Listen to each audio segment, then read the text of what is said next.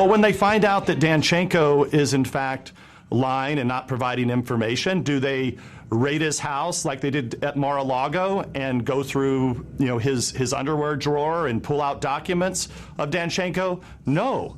What do? They bring him onto the payroll of the FBI. Now, Maria, once again, this is something that should have been provided to our committee. We really would have wanted to know that this guy was now on the payroll, and as you pointed out, he then ultimately was paid $200,000. And I think third and finally, what came out of this is finally we get the direct evidence that we've been missing for a long time, that the Mueller witch hunt was in fact a witch hunt that was designed to cover up the involvement of the Democrats and the Clinton campaign. If anyone had ties to Russia, it was them.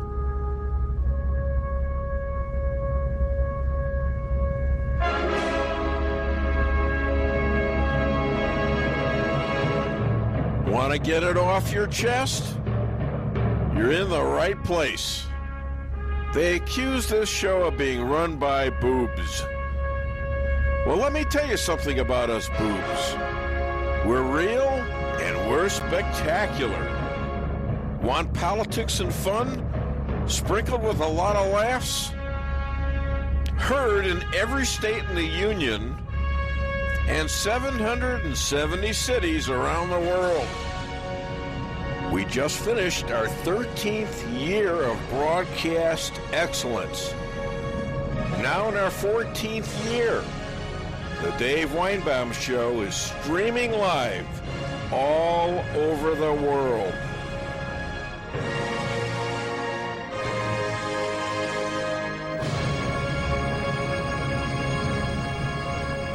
Have Democrat communists bitten off more than they can chew?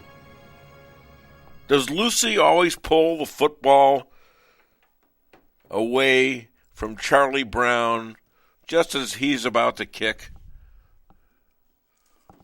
You can count on it.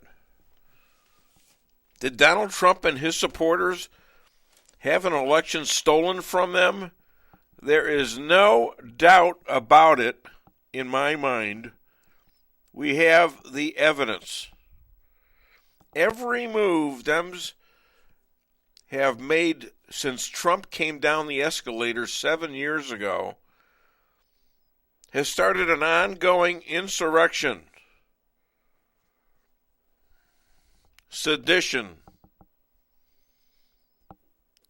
treason, much worse than what we would have had if we had lost the Revolutionary War and had to put up with the UK. Now we have whole networks like MSNBC gone so woke they spend all their time initiating and nurturing race wars against whites. As Tucker Carlson points out in clips you'll be seeing later on the show.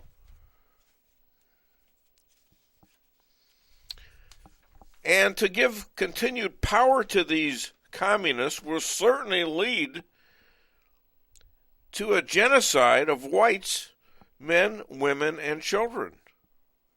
I've seen the evidence pile up from the history of the Holocaust to the Rwanda murders to the Obama militias. These militias were first put into the Obamacare with the president being in charge,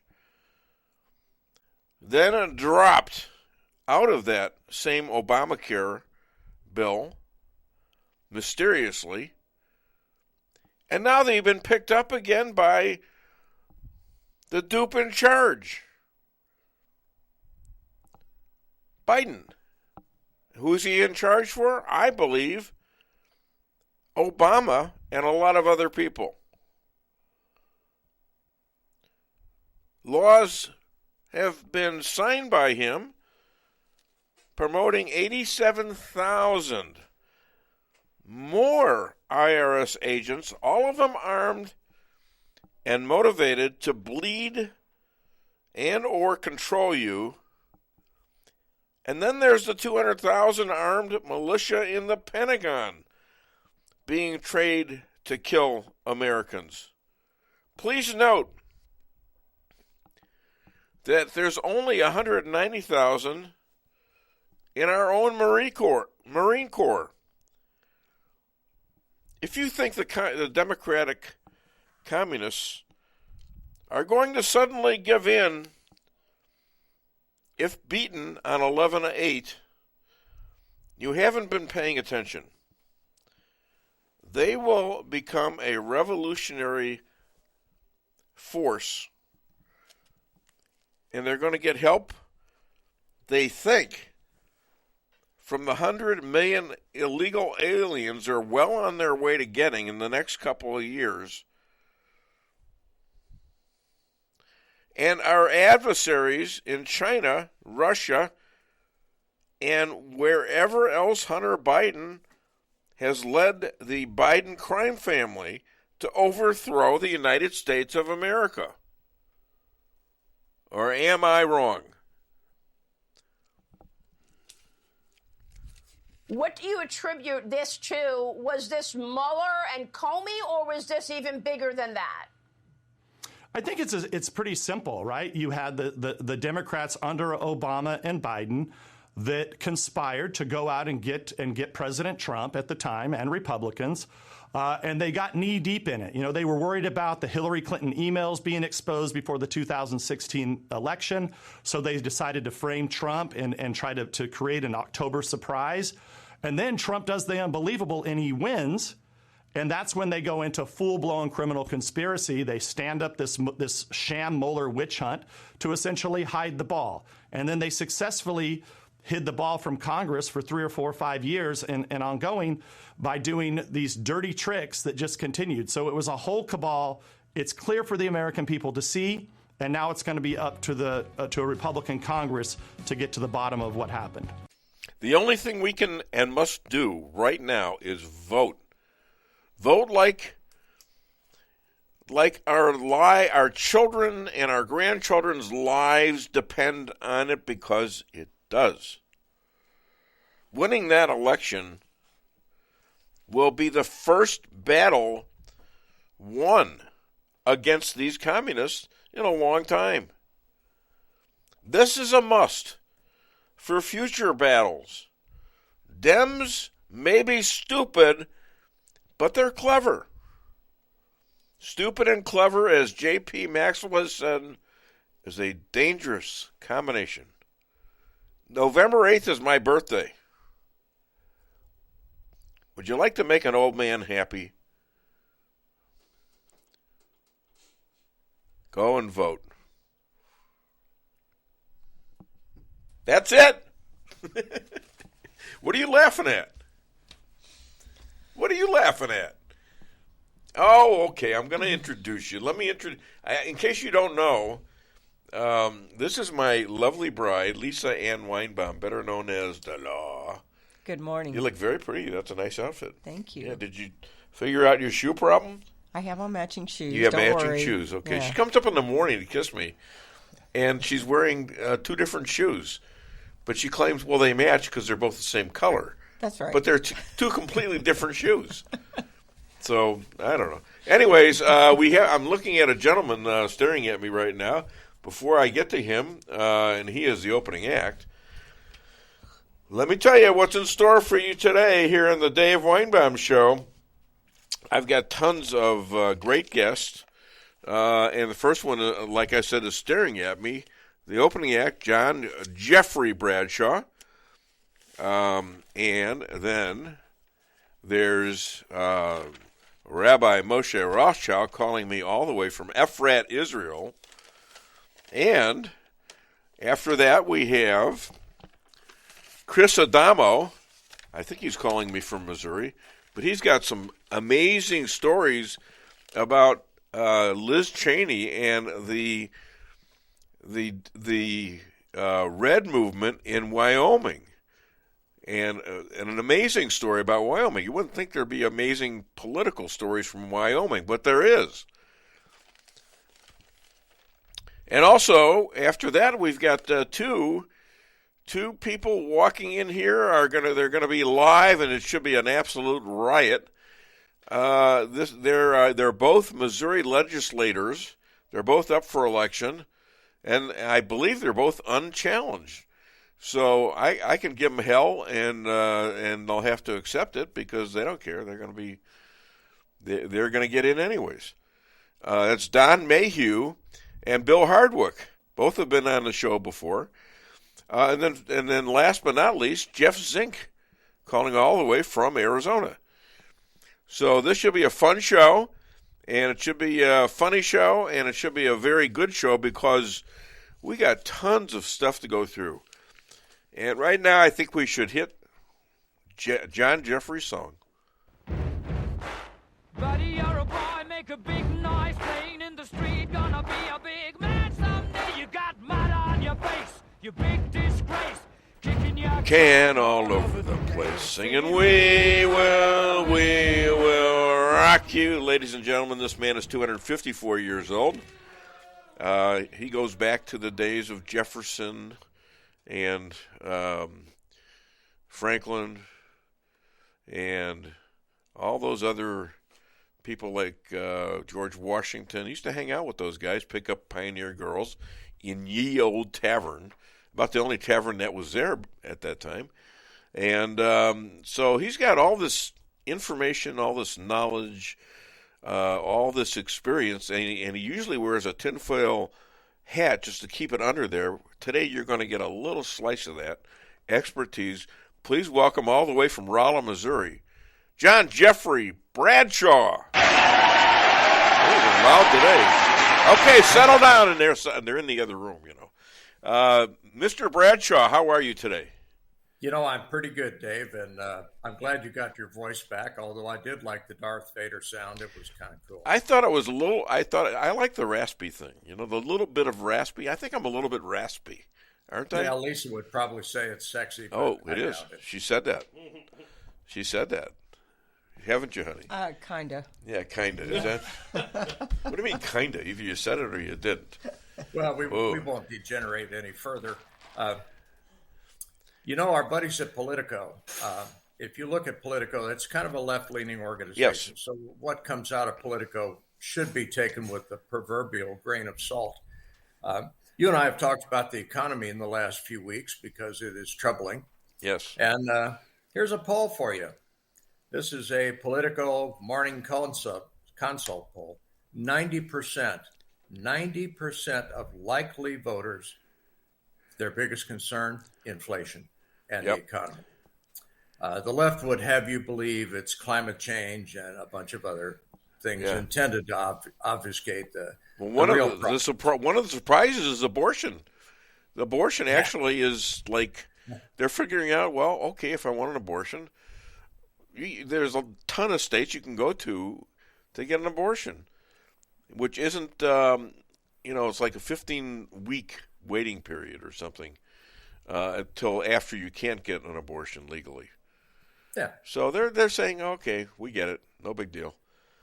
They thought this was be huge. It is the economy, no question about it. It hits your pocketbook and mine. That same poll had 71% of likely voters very concerned about the economy. 42% concerned about taxes and jobs. Now, this is an election that's coming up in a couple of weeks. Yeah. Here we have a consumer price index at 8.2%, PPI at 8.5%. And in that same poll, 70% of the voters answered the same question they've been answering for the last 38 consecutive weeks, and that is our country on the wrong track? And 70% said, yep, we're on the wrong track. 38 weeks consecutive. Now, I'll bet you that'll go on for 2 more weeks, right into an election. Voters concerned about us heading in the wrong direction. So is this election going to be a mandate on the suitability of Joe Biden's administration? Yeah, I think so. The incumbent party normally has a tough time in the midterms, and I think this one will be shown up in spades. It's funny, too, that a different survey, this is a survey of CEOs that was released Wednesday. 98% believe that there will be a recession within 1 year. I can tell you it's going to happen a lot faster than that. I think it's here. First quarter 23, we're going to be in a recession. I think it's here already. Two quarters of reduced negative GDP. Yeah, and you got it. We're in a recession. Why are we in denial? They would redefine this and have tried to, and the majority of economists said, "Nah, your redefinition is just bull." Well, as you know, I talk to Dick Morris once in a while. I'm not going to talk to him this week, but I looked on his site and he says there's an October surprise. You know what the October surprise is? Well, I know what it is. What? We're going to have a November surprise here in a few weeks. Yeah. And what is it? You're there almost. What is the November? What is the October surprise that we're going to have in November? The November surprise is going to be we take the House and the Senate. Yeah, and it's going to be with candidates that actually were paid for by Democrats. Well, George Soros and other. No. I'm talking about the DNC was sending money to Trump-endorsed candidates because they thought everybody hates Trump so much they'll never buy into somebody who is one of his endorsements. Is this nuts? How stupid can you be? The DNC has been nuts for years, and we're seeing the result of that now. You mentioned Liz Cheney in Wyoming. Yes. This woman is bad enough that she was primaried. You got to be pretty bad to be primaried, particularly in a state like Wyoming. This says an awful lot. This says that we were talking about the red wave occurring in November. I think it is going to occur. I think we're going to take the House. I think we're going to get a majority in the Senate, although it's going to be pretty slim. But at the very least, come January, that will stop the Biden agenda because they can overturn his executive orders. And I think will. Now, as far as impeachment, there's been a lot of noise about that. Do our rhino Republicans have the sand to actually hold these people accountable for the disgusting things that they have done to our country? I think not. I think the Republican Party is weak in that regard. They don't want to go after the Democrats. Well, do you think that's a wise move at this point? They don't have the votes. I mean, really, is it? I mean, they wasted so much time and money trying to get rid of Trump. $100 million and all the angst while while Trump's trying to do his job, he's got 3 people holding him down. And, I'm not saying Biden wouldn't be a benefit to the country if somebody were holding him down, but I'm not sure that it works. Well, it doesn't. This is all political charade on both sides. Well, yeah.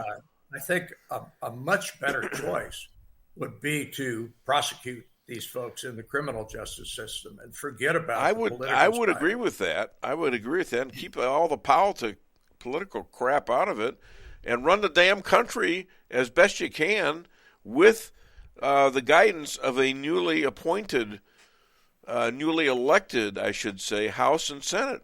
That's going to be probably a big majority in the House and somewhat of a majority in the Senate we are in agreement on that. Yeah, I think it's going to happen. As you alluded to earlier, this is all going to depend on Republicans getting out and voting. Bingo. One of the things that I did in a previous election, back then I had a couple of left-leaning socialist friends. I have since dumped them. But what I told them is this in a conversation. Hillary Clinton is such a shoo-in on this thing.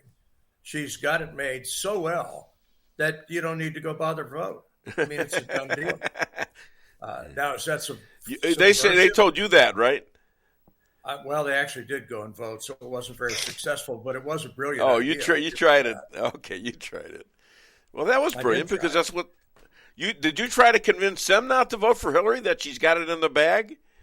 I told them they didn't need to go vote because the vote for Hillary was going to be so overwhelming that their vote wouldn't count. Well, this is what the Democrats. This is why the Democrats own the polling business. Well, That's why you're seeing these close races that are really probably 5 to 6 points off, hurting the Republicans in these polls. That the Republicans are really leading by 5 or 6 points more. Yes.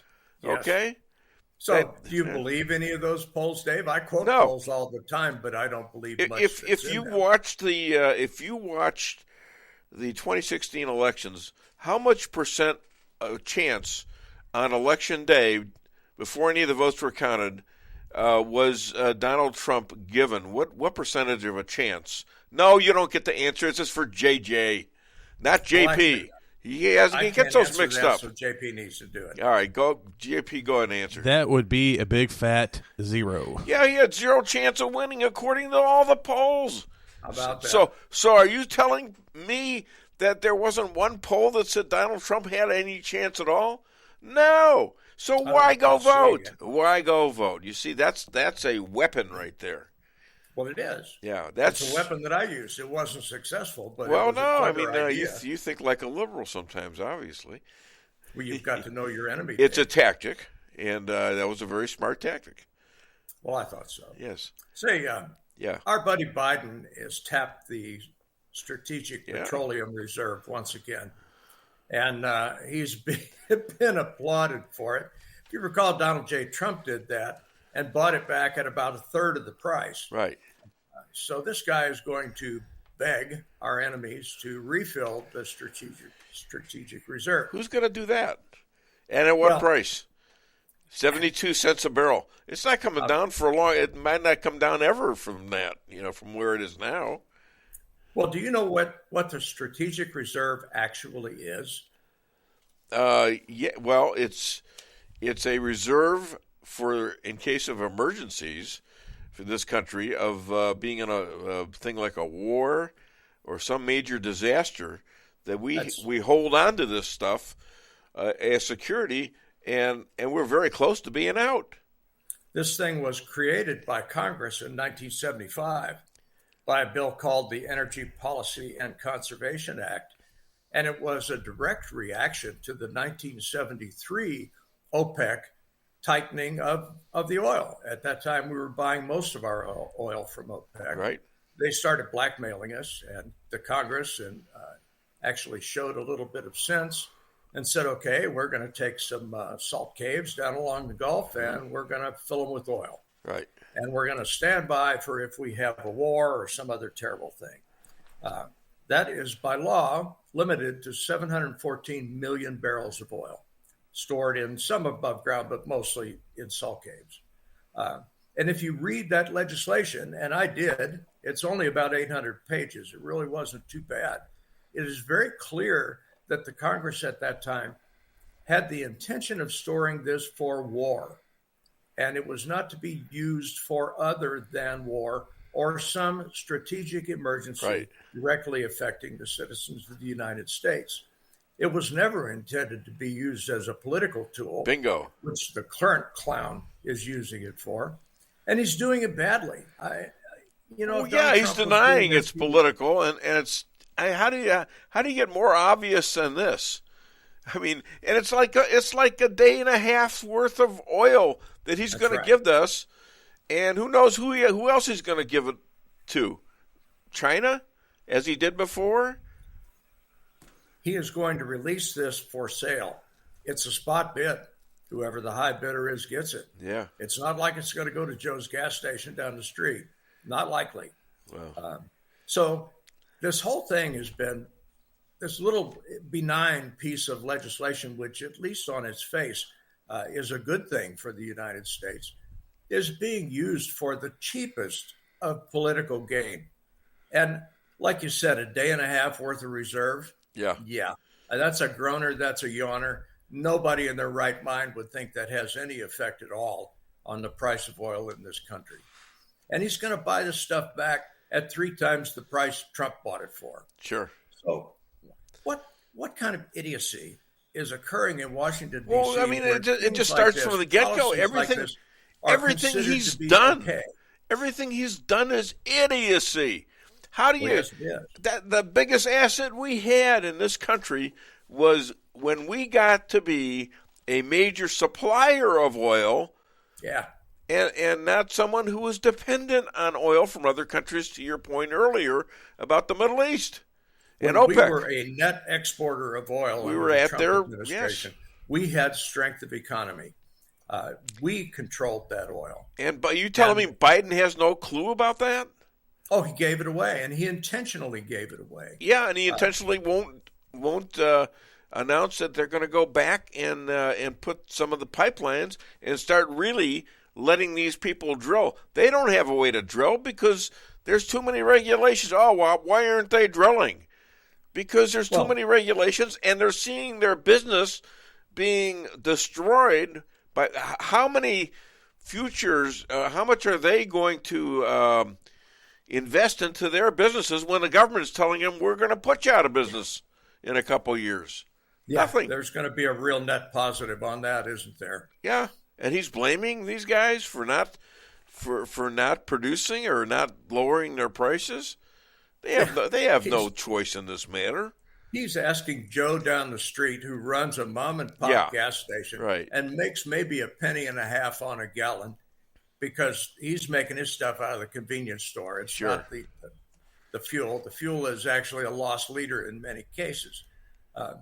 So he's asking Joe down the street to tighten his belt when the largesse of the federal government is just outrageous. Yeah. This man talks out both sides of his mouth, and I'm afraid idiocy comes out both sides of his mouth. He's being a puppet to the Green New Deal folks, and frankly, they're not the brightest bunch.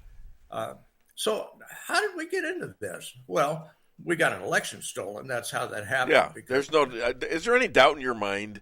None. There is none. There is none in my mind. At one time, I thought there was actually and the Democrats know they got a huge problem now. They're not going to go away easy. You know that. They can't. They've been doubling and tripling down on major crimes like sedition. You talk about insurrection. This is amazing.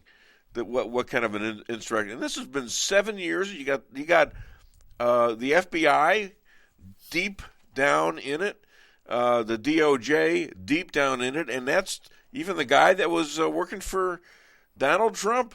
Barr is deep. Bill Barr is deep down in it. I'm telling you.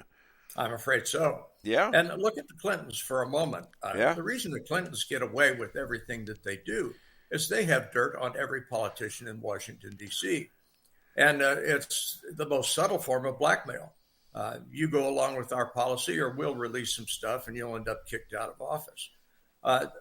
The majority are so corrupt. And the Clintons were smart enough to get the evidence. Don't you think Obama and the clown that currently occupies the White House are using that same information, that same subtle blackmail? Of course they are. Of course they are. Well, and when you have politicians that are so deeply corrupt that they don't even bother to hide it anymore, you've got a built-in problem, and you have no choice but to kick them to the curb. You've got to get them out of there. I am hoping that a Republican Congress will undo some of Biden's damage, at least unfund some of this stuff. One thing about it, if you have no funds, you have no employees. Yeah. But we have. Do you want to say something? Go ahead. The issue we have with the budget situation right now is the government operates on a fiscal year that starts in October, runs through September of the next year. We're in fiscal year 23. Well, this continuing resolution they just passed goes to the middle of December. Right. To me, it's by design because then they can fund whatever they want if they pass a budget in time. The new Congress doesn't take over potentially until January. Right. But that budget's set for those next months at what they have set it to be. Well, they got to stop that, don't it they? It ensures one more years of damage. So they got to stop that somehow. But see, the problem is if the old Congress votes it in before the new Congress comes in, it's set.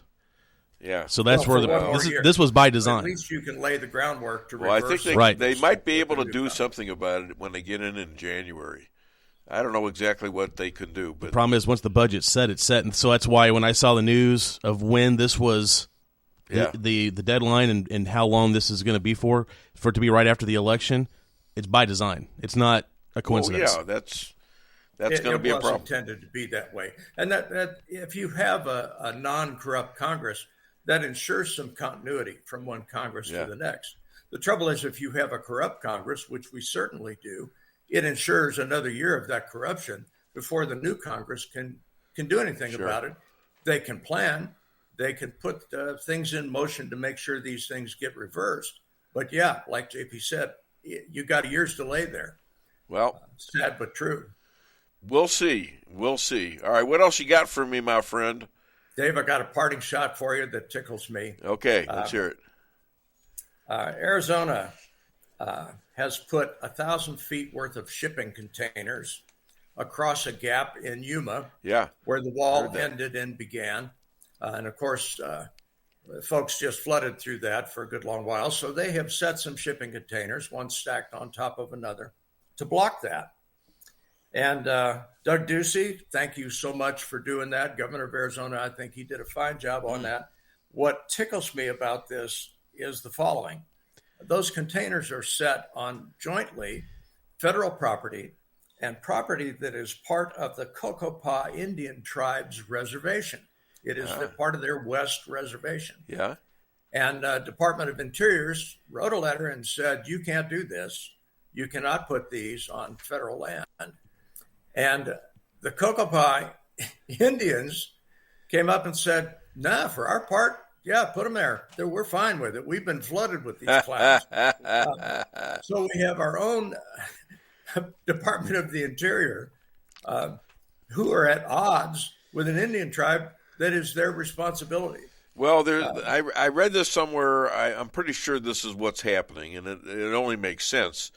They're trying to get 100 million illegal aliens in this country and tell them everything bad about this country and how they can change it and politicize them into being little communists. And it's happening. And obviously we got to stop that. Well, if these people had their choice, the illegals would be voting. And I'm sure they're voting in many, many municipalities. They might as well be. And that's the other thing we got to do. We got to vote in person. We can't just allow this to be a sideshow where they can replace our vote. At least we could be there on the day of voting, which is November the 8th, by the way, which is my 74th birthday. So everybody can give Dave Weinbaum a gift by going and voting in person on November the 8th. And I will be forever grateful.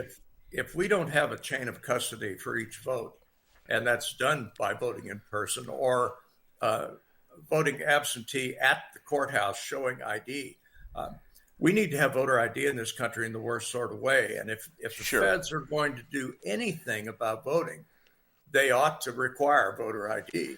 Leave the rest of the electoral system alone. It functioned pretty well until you clowns started meddling with it. And now it's a disaster. So if these folks don't manage to steal this next election, maybe there is some hope for those of us who actually are patriots and believe in our Constitution and believe in our citizens voting and no one else. If you're not a citizen of this country, you have no right to vote. And if you don't like that, get out. I'll be happy to pay for your plane ticket to whatever crappy place you came from. So, Dave, that's all I got. That's my rant for today. One last thing about the elections, and that is that the legislatures by the Constitution are the ones that make the election laws. And that has been eroded to where state judges have gotten involved in the election process using political-leaning judgments that go opposite of the legislature, as well as governors who have sometimes stopped these laws coming out of the legislatures. Well, there's a case right now in the Supreme Court, Moore versus Hind or something like that, and that case is going to keep it in the legislatures, at least in the states that are able to control their legislatures enough to where they can have election laws in their states that are going to be amenable to having fair elections. This is a big deal, and most of the states.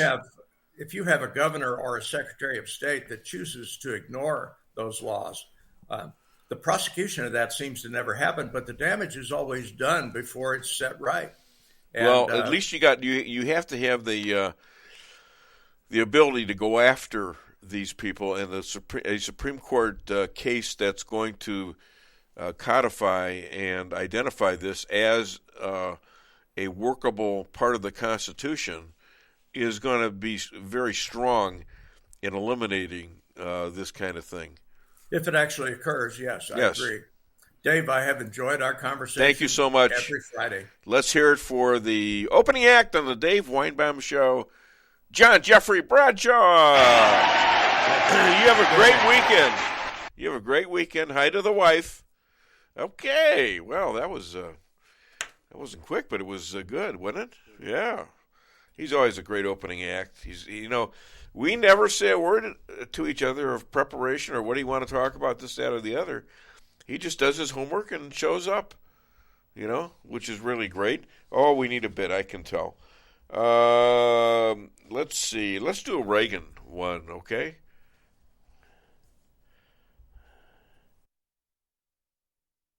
You already are the oldest president in history, and some of your staff say you were tired after your most recent encounter with Mr.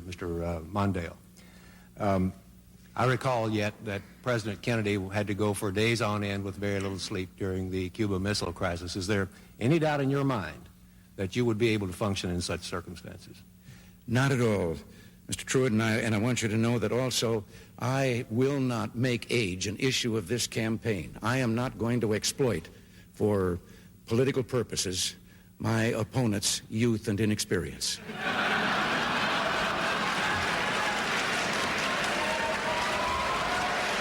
You know what? He was laying for that. He had that prepared beforehand, right? And he was just waiting he knew the question was coming. I mean, maybe they leaked it, I don't know, but in case that question was coming, he was just so prepared for that. The guy he was a great comedian. I mean, he really was. Soft-spoken and, didn't shout over people and wasn't a bully, just very persuasive. He was a good president. He did some things that were questionable. And I mean, the Democrats were not the same as they are now. They got along. It wasn't a bad thing. All right, let's read off the board here before the rabbi comes on. Pamela Tanna, everyone must vote, and we must vote in person to overwhelm the system with legitimate votes. Bingo! Do it in person. Kathy Sanford Dillon, good morning, everyone, and happy Friday! They coined that phrase, and I appreciate that. Patricia Oden Maxwell, the official pastor to the Dave Weinbaum Show, and the official mother to the producer, J.P. Maxwell. Patricia Oden Maxwell, sounding great, looking great. Yes, Dave, we must vote. It's a great privilege. And before I forget, Rick Henderson is also a producer of this show, and he produced all these clips and some of the bits. So thank you, Rick. He's listening at home, I think. So what else have we got? Anyone? That was the last one so far. Well, if you want to call the show, 573-578-2700, or you can contact the show via Facebook, Twitter, and also on DaveWeinbaum.net. Okay. So we've got, about 40 seconds? Oh, well, all right, let's do one more. Let's do a quick one. Let's do the Brit.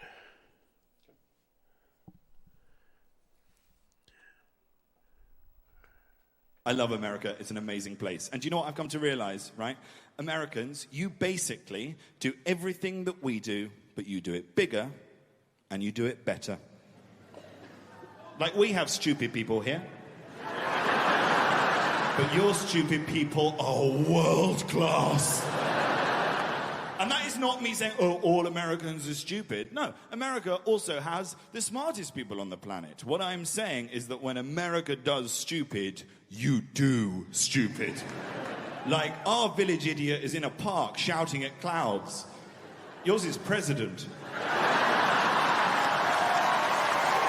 So much is so true every single week. And speaking of something we do every week, we've got a special guest coming on. Why don't we play his intro? Yeah, 1 second, Dave. You were talking to another rabbi? Sounds like you're cheating on me. No, actually, I'm cheating with you on him because he was the first rabbi. Listen to this. I got rabbis fighting over me. This is kind of weird. Ladies and gentlemen, second most powerful in Israel and in his own house, according to his wife Yonit, travels the world, uniting Christians, Jews, and Muslims. Future rabbi to the Trump Third Temple Hotel Golf Course Casino and Spa, calling all the way from Efrat, Israel. Please welcome Rabbi Moshe Rothchild. Rabbi, how are you? I'm great, Dave. How are you? I'm good, thank you. So going back to the Kanye thing, and I don't want to spend a lot of time with this guy, but I want to throw this quote out that he said. When I wake up, I'm going DEFCON 3 on Jewish people. Now, this he sort of now they've drenched a little bit of an apology from him. This was Piers Morgan the other day that he said, well, maybe the timing wasn't very good, blah blah blah, this and that. But I still got a problem with this. How about you? Maybe the timing wasn't good. What does that mean? I don't know. He shouldn't have said it. He got upset about something else, and you pointed this out that this guy's got 40 million supporters, and he's got now his buddy Candace Owens is not exactly coming through in terms of, I mean, if you said this about black people, going DEFCON 3 on black people, how would that sound? Forget it. I mean, I'm curious to see how Ben Shapiro is going to react to Candace Owens. She's part of his Daily Wire. And Dennis Prager, too. Don't forget about him.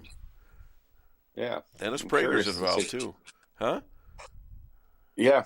I mean, I don't understand how there's no way to defend it unless you're an anti-Semite. I mean, how do you defend that? Saying, if I woke up and said I'm going DEFCON 3 against the black community, and then someone defended me, they would be lumped in with me. It's exactly. like a little weird.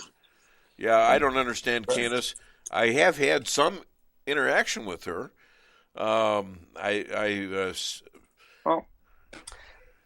don't think Candace Owens is an anti-Semite. I think she's just misguided here. Well, I do too. But here's the other aspect to this. So he gets canceled by everybody, Kanye or Ye. He gets canceled by everybody, and then he buys a social media company called Parler, right? And it's owned by a guy named Farmer. He's in England, proper sort. And this guy just got married recently. Kanye's paying $190 million for this, and he got married a couple of years ago. This guy, you know who he's married to? Nope. Candace Owens. They have 2 kids.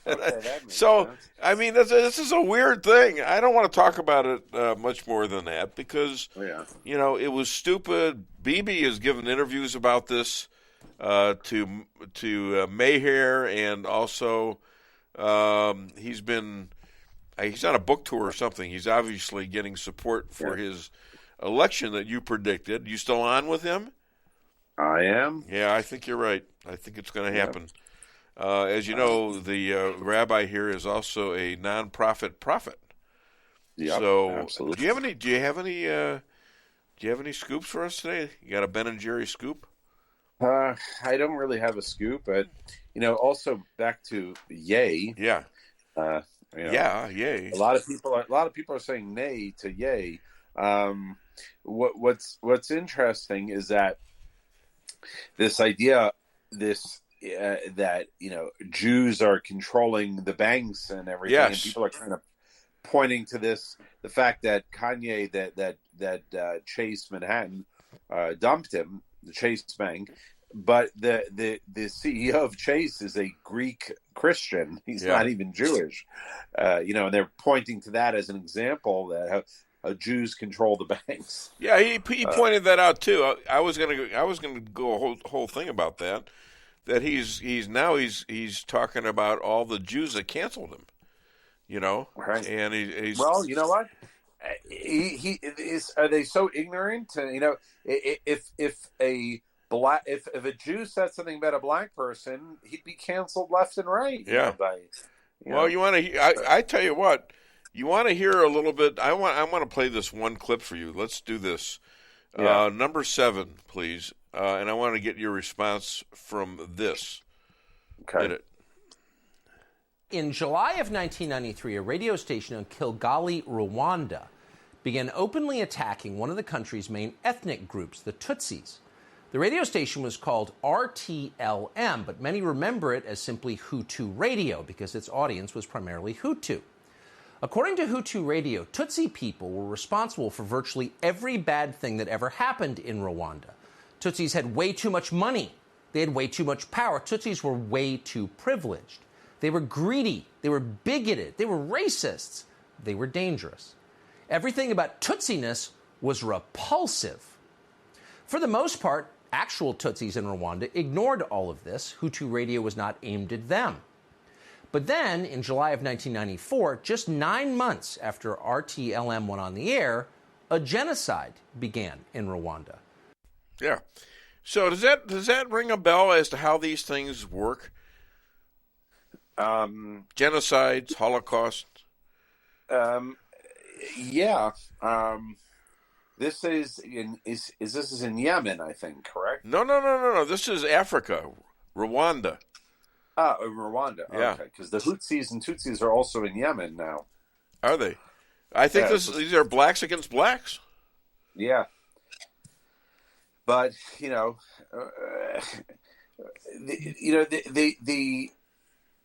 when you have black against black violence, it doesn't seem to get much coverage, Dave. It really does not get a lot of coverage. Although now, it's getting coverage because there's a lot of black on white crime, black on Asian crime. Just a lot of crime going on in the big cities, very well, New York and the places like that. They're just, it's horrible. I mean, Lee Zeldin running for governor of New York State. Yeah. He had a drive-by shooting right by his house where his kids were. Bullet holes in his fences. Right. And he's running for governor. He's probably going to become the governor of New York State. Right. So, right. Look, the cancel culture, all these things, the cancel culture, Black Lives Matter scam, and this is all just reduced, right, the country to being afraid to take any stances on anything, on crime, on policing, and so on and so forth. And we're going back 30 years. Yeah. Especially in major cities. New York, when Rudy Giuliani became the mayor, it was a disaster. He cleaned up the city. Yeah. And now we're going backwards. Cleaned up the city, and he had, stop and search, and it worked.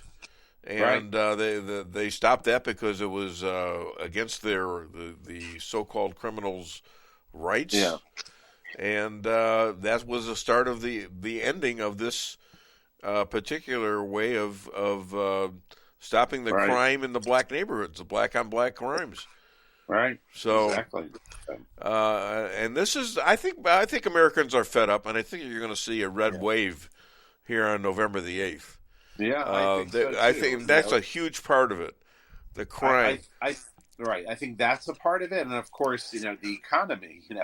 The gas prices, Oh my God. the inflation. Yeah, it's all disaster. It's just rating which disaster is worse, and usually it's the economy. I mean, the gas thing is really the peak of everything that's cut into our economy.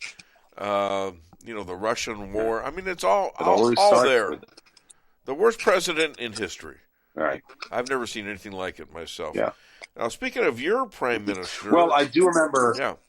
I mean, I was young, but I'm sure you remember as well. I wasn't driving then, but Jimmy Carter with the gas lines, 26% inflation. I mean, it was bad then too. But he actually, as worthless as he was trying to get us out of it. And then he had the Iran deal. Everything he did was wrong, but he wasn't exactly. He wasn't blaming it on everybody else. He knew he had a problem, and so therefore, Biden is in total denial of anything he's done wrong. Right. It's not his fault. Right. And it's your fault. It's my fault. The good thing about Carter. The one good thing about Carter is that it led the way to Ronald Reagan. Yeah. So and hopefully that's what we're going to get here, if we survive. But I think this group is a little bit more motivated because Carter was not committing crimes that we know of in office. He was just a bad president. This guy's his son is controlling the Biden crime family, and they have been violated so many times. We got to figure out who the hell's controlling them, because they are. Somebody's controlling Biden, and it's not in the best interest of America. It's pretty obvious. So he's doing things most likely because of some kind of other control from outside of the United States. Mm-hmm. Or from Barack Obama. Or from here's another guy that was influenced by outside of the United States, wasn't he? Right. Yeah. Right. So, all right. Well, let's talk about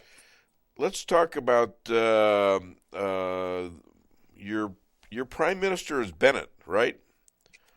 No, it's actually Lapid now. Oh, is it Lapid now? Did Bennett resign?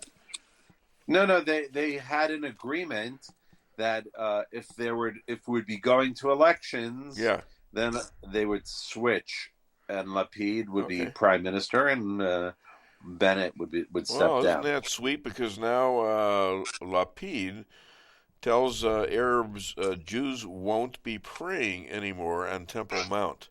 Right. Where does he get the authority to do that? Look, Lapid over the the last decade has been the object of a lot of hatred by the ultra Orthodox in Israel because of his stances.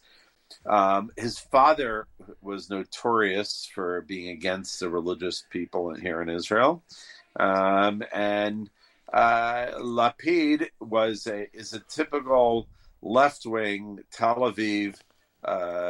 He was a radio announcer. He was a TV anchorman beforehand, on the news, and he's not really held in high regard by the religious parties in Israel.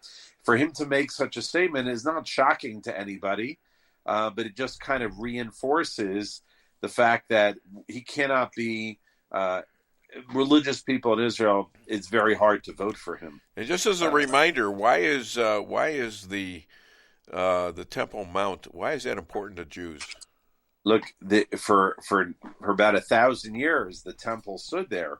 The first one, built by Solomon. The second one built by Zerubbabel.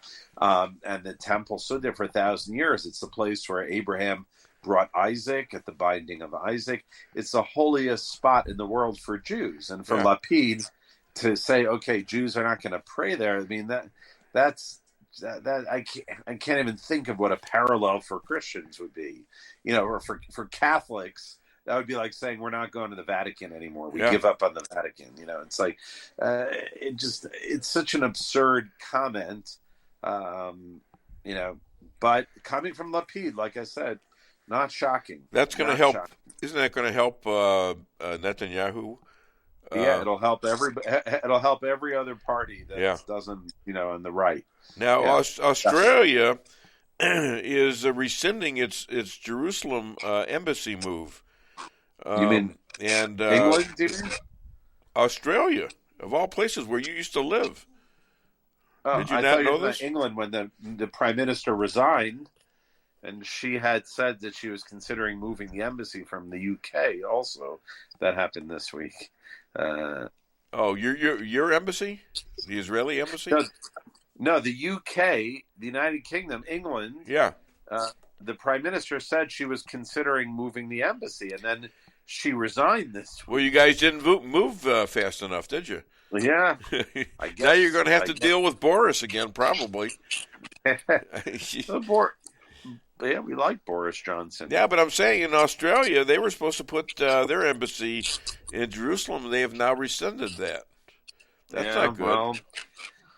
Well, that's why we need Trump back, and also the Abraham Accords also have stalled, Well, I expected worse. I expected Biden. Well, he's actually getting into a fight with Saudi Arabia now. Yeah. That he wanted them to lower the price of oil, so that he could claim a victory in the upcoming election. I mean, he was election fixing with the Saudi Arabians. Quid pro quo, Joe. This is what Donald Trump got impeached for a couple times. All right, this quid pro quo. That ended up, the fact that Saudi Arabia basically said no. Yeah, that's a good thing for Israel, because Saudi Arabia need a friend, and if they're rejecting the U.S., that means the relationship between Israel and Saudi Arabia will strengthen. I hope so. I hope so, because you're a friend of the United States too. So you're straddling alliances here. Yeah. It's always challenging because, like, what's going on with the Ukraine and with China, and Israel has their own foreign policy, and it's challenging when it has to always align with the U.S. foreign policy. It's not always so simple. Now, Iran has supplied Russia with suicide drones. I know you know something about those. Yeah. And now they're telling people in the Ukraine to leave. They're telling fellow Iranians in the Ukraine to leave. What do you think's happening there? Well, I think it always seems like there's a little bit of a lull, right? A little bit of a lull. We don't hear much about it. Yeah. And then it's like steps up a notch. Now, the fact that Iran is supplying Russia with weapons, to me, that is an amazing thing to me. Yeah. First of all, can you imagine the United States? Like, would we ever need anyone to supply us with weapons? Russia is supposed to be, the world's maybe second or third most powerful superpower in the world, and they have to get weapons from Iran. But I think Russia is trying to figure out what they're going to do in the Ukraine, and I think Iran might know. And so they're warning their people to get out. Maybe it's nuclear war. Well, that's what I'm saying. Yeah. And then how does Biden then justify this Iran deal that they're still working on? They say it's not being done, but they're still working on it. You know it, and I know it. How does he still justify it now that he's so crazy with hatred for Putin and anyone that supplies Putin, and now Iran, who he's trying to make multi-billionaires again over there. Now they're supplying Russia. Right. How does he manage all that? I think he's just assuming that most people in the United States aren't paying attention, and it's too complicated. If we don't like Russia, Iran supplies. He just and he's not going to draw attention to it. Yeah. Because he's not concerned about anyone's safety. He's just concerned about elections. I think Joe's listening to the show right now, and I think he's figuring out that maybe this Weinbaum guy is onto me. That's what I think. I think he. If he's listening, he's saying, "Well, who is this guy? And why is he revealing this stuff?" The Jews control the media. I'm in trouble. Yeah, I'm controlling it. How come I never got offered to be in the club? Yeah. How come I'm not being paid off by the big banks and the Rockefellers and all that? You're not on the right side. That's why. I'm not on the right side. All right. So other than DaveWeinbaum.net, where can people find and contribute to you? Go to our website, IsraelAlliance.org, or you can go to Facebook.com/IsraelAlliance.org. It's all up on your screen. We'd love to hear from you guys. You know, Rabbi, when I was 10, my parents took me to a shooting range. All I got to say is it's a good thing they were lousy shots. Still here. Okay, I was irritating little guy. Well, I can't tell you anything else. All right, Rabbi. Reminded me of a Rodney Dangerfield line. That's where he says, when I was young, my parents took me to the amusement park, and I got lost. I went to a cop, and I said, "Do you think it'll be long before we find my parents?" He said, "Well, it depends how well they're hiding." All right. Well, I'm glad you gave credit to Rodney Davis. What's his name? No. Rodney Dangerfield. Rodney Dangerfield. Yeah, he was great. He's Jewish. I don't remember his real name, but he's a Jewish guy. I know. Cohen. I think his last name was Cohen. Cohen. I think. Yeah. You never go wrong with that. My mother's last name was Cohen. Really? So, yeah. Interesting. He was a Cohen. All right. Wow. Anyways. All right, guys. All right, listen. Hi to Yonit and the kids. Shabbat shalom, my friend. All the best. Shabbat shalom. Have a great weekend, everybody. Thank you. Take Bye-bye. care. Bye-bye. Yeah, Lisa says bye. I waved. Okay, you waved? I waved. Okay, did you use all your fingers? Yes. I keep telling you, when you wave, you got to use all the fingers, not just one or two. All right. Yeah, let's see you practice that. Not on air. I'm not going to practice. Maybe off the camera. No, that's not off the camera. With all the fingers. I can't get off the camera. Practice. What's going on? You can practice. I don't know. All right, we got to do a commercial right now. We got a full show, ladies and gentlemen. And listen, I want you to support all of my sponsors on these shows because I support them all. I spend money with all of them. Please do that, and let's hit it. Honey, what are you doing? What does it look like I'm doing? It looks like you're filling up a swimming pool. Yep, I'm filling up a swimming pool. In our living room? How else am I going to watch the game and stay cool? If your AC is on the fritz, call Hartley's Climate Control. Hartley's is the area's best in HVAC repairs, installs, and maintenance. Knowledgeable, honest, and dependable. Serving Rolla and the surrounding areas for commercial or residential needs. Hartley's Climate Control. Community born, community raised, community serving. Call Hartley's Climate Control today at 573-368-3163. Kent's Jewelry does custom engravings for almost anything. Awards, signs, guns, swords, mugs, yetis, and knives. Kent is the premier custom jeweler in mid-Missouri. We have a great staff, the technology, and equipment to create what you dream for, jewelry and engraving. Kent's Jewelry, 907 North Pine, downtown Rolla, 573-364-1030. That's 573-364-1030. Locally owned.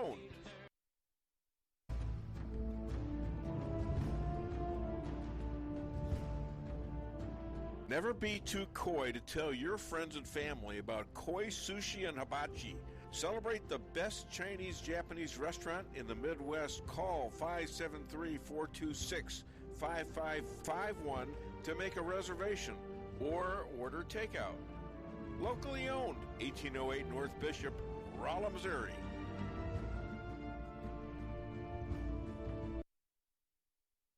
We can sum up McDonald's new crispy chicken sandwich in one word. Crispy. But also juicy and tender. Okay, it's crispy, juicy, tender. All one word. But then, also pickle. Oh, and potato bun, which is two words. Okay, we can't sum up our new crispy chicken sandwich in one word, so you'll just have to try it to understand it. Order ahead on the McDonald's app at participating McDonald's. Ba-da-ba-ba-ba. Merrill's Quarry and Asphalt, 40 years serving cities, counties, and everyday businesses with driveways for people who live and work in our little piece of heaven right smack dab in the middle of America. Call 573-578-9101 for your free estimate of rocking, rolling, paving, driveways, sealing, and striping too. That's 573-578-9101 for your free estimate. Your home is a castle, you don't need unwanted hassle. Don't let those creatures move in to stay. Let us protect your investments, that's what we're all about. Plank Termite and Pest Control will save the day. Plank is locally owned and family operated right here in Rolla, a Google preferred business. Our customer service and your satisfaction is our #1 goal. So call Plank today at 368-3333. Plank Termite and Pest Control will save the day. At your locally owned Price Chopper, our standards are high because we know yours are. See for yourself what an incredible fresh selection of grocery items we have in store. Talk to our expert meat associates about what you're looking for. They're happy to meet any special requests like custom cuts, or see our expert produce associates on how to pick out the best fruits and vegetables. Quality in the deli means fresh, full flavor, and always delicious. If you're craving fresh baked goodness, we have that too. You can expect the best selection and the best value while interacting with our friendly and knowledgeable employees. You can find what you're looking for fast and easily at the best prices at Price Chopper. Fresh savings every day.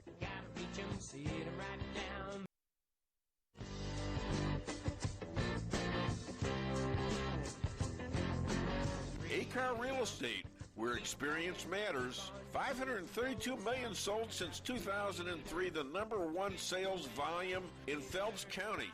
As a client for decades, I can say they are the best in mid-Missouri. Call 573-368-7355. That's 573-368-7355 for the best real estate experience you'll ever have.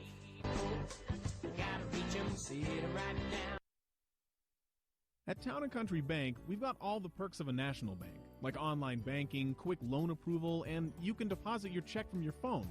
But that's not why our customers love us. They love us because we still offer hometown customer service. Stop by one of our 2 Rolla locations and let our friendly team remind you how special hometown banking can be. We're locally owned and will take the time to understand your needs. Smart, friendly solutions. Town & Country Bank. Member FDIC, Equal Housing Lender.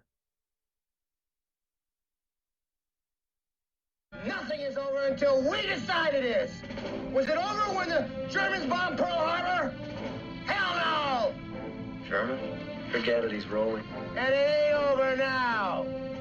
Because when the going gets tough,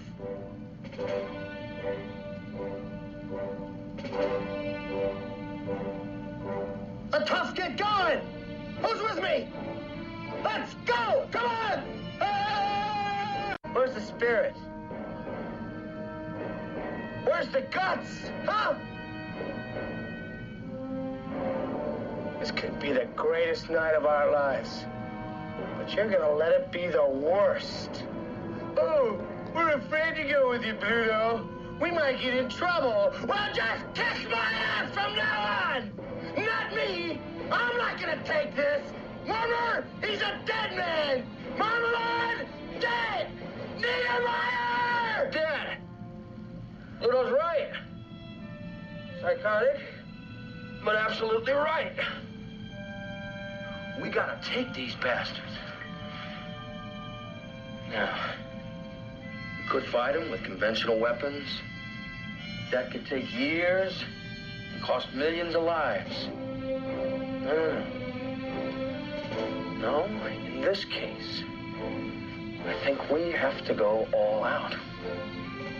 I think this situation absolutely requires a really futile and stupid gesture be done on somebody's part.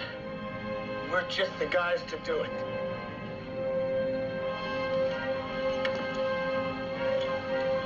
Let's do it.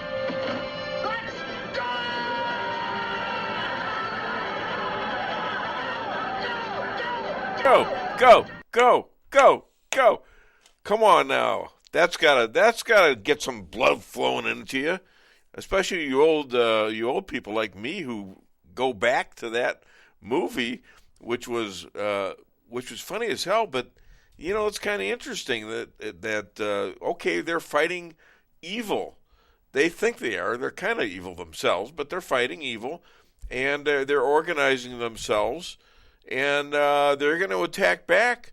And our way of attacking back, the first thing needs to be voting. You got to go out and vote. Okay, November the 8th. I can't express that enough. That's the first step in getting the country back.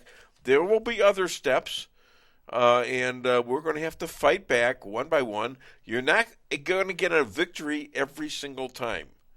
We've had a lot of defeats here, but those of us who have not given up, no, we're in the fight. We're no longer losers in this because we were cheated, okay? And when you're cheated, you're not a loser, and I don't want to be a victim either, but I'm going to tell you, I'm not going to take this, and I'm not going to take it anymore. I'm mad as hell, and I'm not going to take it anymore. What does that remind you of, Lisa? What movie does that remind you of? I'm mad as hell, and I'm not going to take it anymore. I don't know. What's that movie? I don't know. Because you made me watch part of it the other night, and it was about the some kind of broadcaster who... Oh. Yeah. Network, right. Yeah. Right. Yeah. She puts these movies on. They're old movies. They're Turner Classic. She puts us movies on. They're Turner and Classic. I can't, when I come to bed, I don't go to bed at the same time she does. Generally, she's in bed at 8. No, I'm not. I got work to do, and she's just a little kid. We got to go to bed at 8. You are ridiculous. Well, you fall asleep in bed, and you got the TV on. So the other night, she's got this this thing on from an old, kind of an old classic black film. And what's the name of that gal that her name was? It escapes me. She's a good-looking gal. Isn't she the one that was in King Kong? No. Okay. No, I don't think so. She's notoriously difficult to work with. Oh, she was? Oh, yeah. Okay. Oh, yeah, it's not Charlize Theron, is it? No, I'm talking about a black woman okay. that was in this. This movie was in 1965. Oh, never mind. So, okay. This other movie was, I thought it was in like 72. Look it up. I can't remember her name, darn it. But it was... But she was in there with the guy that played Apollo Creed. What's his name? I can't think of his name either from the Rocky movies. I'd have to look it up. Right. So I have actually talked to this guy about 10 years ago on Twitter, and he found out I was a conservative. He didn't like that. Carl Weathers is the guy, right? Carl Weathers. And so I'm watching this movie. Well, he's he's one of the bad guys on this thing. So one of the things I commented on all his movies was that, the one thing that strikes me is that you always get killed in these movies. What the hell is that about? Even the one where he's playing he's playing the caddy for Adam Sandler okay. in that movie. I've got this. And he's got the bad hand, and he falls out of a window. Happy Gilmore. Mm-hmm. He was, and now I'm watching this. He gets shot during this movie. He gets killed in every movie. Predator, he got killed. Anyways, we have a guest on, and there he is. Look at him. What a handsome guy. All right, now Faye Dunaway and William Holden. Huh? Faye Dunaway. No, it wasn't it. It was. That is it. It's right here on my phone. Oh, network. Okay, now you're on to something else. Okay, well let's play this gentleman's music, please.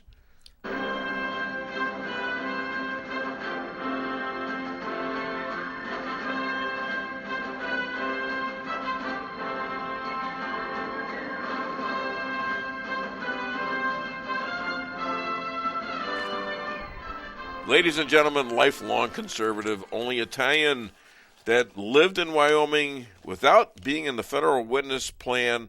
He's an author, a star of radio and podcast. Please welcome, I believe he's in Missouri. I don't know. This guy travels a lot, too. Please welcome Chris Adamo. Are you home? I'm back home. Yep, right. We're back on the home turf. Good. Well, nice to see you again. Thanks for coming on the show. Lots of travels, lots of experiences, amazing things to tell. All right. Well, let's start off with this GOP conservative rallies that you attended in recently in Wyoming. Yeah, they were what we were hoping for 30 years ago. It's happening. I wrote my most recent commentary on the fact that, you have to be careful how you say this, because people, if they misinterpret this, are just going to run and leave me forever.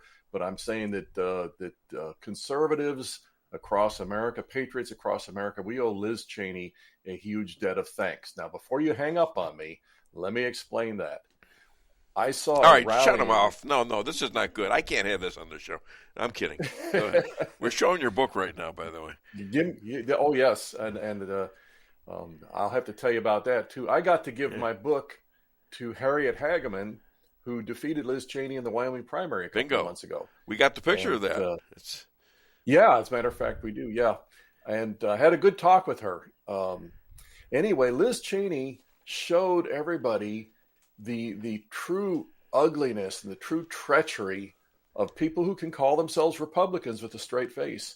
And everybody had their eyes open. And in Wyoming, they did two things. They said, how does the Republican Party get this bad? And secondly, how did it get this bad in our state? Because Wyoming is more Republican. They have a higher registration of Republican voters in any state in the country. It's like literally 80%.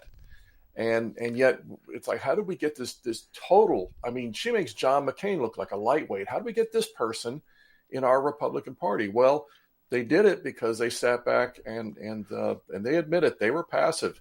You leave our taxes alone because they don't have a state income tax. You don't threaten the Second Amendment, and we'll just go about our business and you go about yours. And the state capitol became a total sewer of rhinos. This last session, they tried to get several reasonable measures through to prevent lockdowns and things of this nature. And, basic pro-life measures because Roe v. Wade got overturned. And the rhinos in the legislature totally thwarted all of it because they still hold a little bit of a majority. But that's going to change in a couple of weeks here, unless more of their dirty tricks prevail. And believe me, they're trying. I'll tell you about that in a minute. But if the elections go the way they need to, and it's looking really good, we're going to actually have conservative majorities in the Wyoming legislature. And if you have that, the lid blows off the box because it's going to be as big of a change in Wyoming as it was in 1994 when we took the Congress for the first time in 50 years. Mm-hmm. Even though in Wyoming they're all supposedly Republicans, but they've shown that these people, it's a good old boys club, and they call themselves Republican because you have to do that in Wyoming. And they haven't been in any nature. So while this is going on, what's Liz Cheney been up to, other than declaring, I think it was like yesterday, when interviewed, that she was going to support Democrats like Katie Hobbs over Kari Lake as governor of Arizona? Well, what else has she got at this point? I don't know. What's she doing? Her political career, as far as actually being a functioning a Republican operative, and if you remember, just a couple of years ago, she was appearing on Rush Limbaugh's show on a regular basis because she was lining up to be the first woman president. This was her plan. She couldn't get elected dog catcher in Wyoming or anywhere else for that matter. But here's the thing. She couldn't get that among the Democrats either. She's a Cheney. They hate the Cheneys.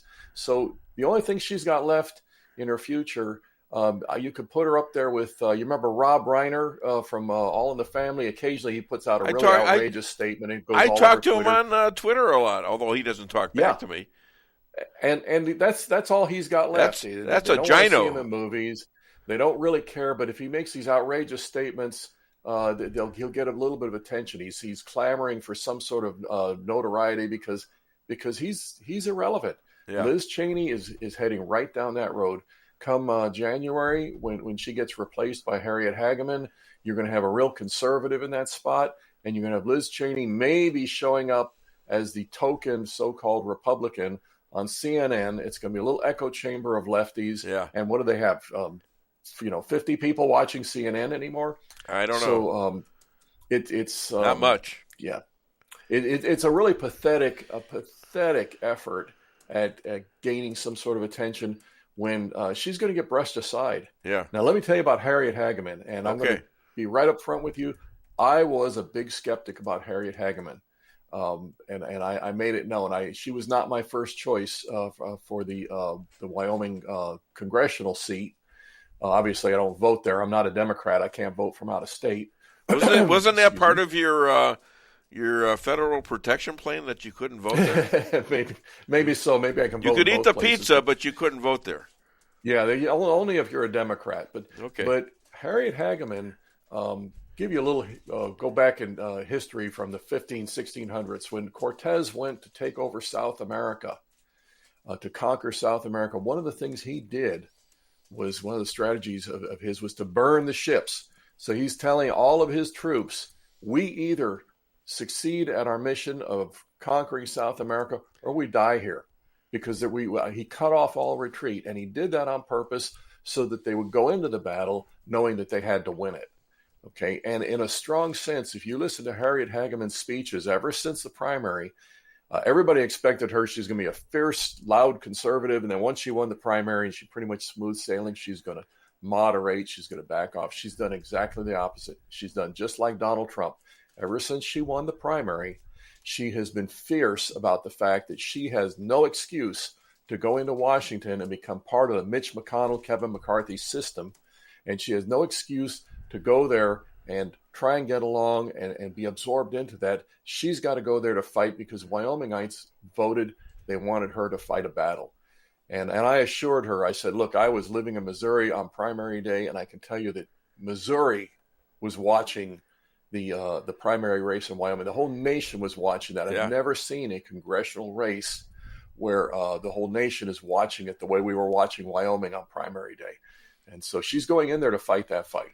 Well, I think everybody from the that's been endorsed by Trump or is tied in with Trump is doing very well in these elections so far. In fact, some of the money they're getting is from the Democratic Party because they thought everybody hates Trump so much that they would not elect Trump-endorsed candidates, and that's turning out to be wrong. That's the leftist echo chamber talking to themselves. They sit there in a closed room. They've gotten so used to just mocking and deriding us as, we're kooks, we're fanatics because we stand for the Constitution, the rule of law. Right. We know which bathrooms to go in, and we know what we want to do in our schools for our children, and that makes us a bunch of crazies. They talk to themselves, and they begin to lose touch with reality, and that's what's happened. Yeah. The whole anti-Trump thing is that's the D.C. swamp, and again, I'll tell you, it's both parties back there in D.C., but when you look at real America, when you look at the actual voting results in the 2020 election, and it was not Biden, and it was Trump got more votes than anybody in history, and what they couldn't lie about, they stole. But but they start convincing themselves of this, and then, like I said, they absolutely become detached from reality, and so they think that their lies will work on us the way they work on each other. We got a message here from Pamela Tanner. Hi, Pam. She Pam, you just got greeted by my guest, Chris Adamo. She says, I appreciate Chris's views on Harriet Hageman. I was one of millions watching that election. So she's in Missouri. I can tell you that. Yep. So it was happening all over. You got a witness. And get this now. Yeah. Since primary day, one of the things Harriet Hageman has been doing has been going around the country campaigning for other conservatives running to overtake these seats in Congress so we can get a Republican Congress.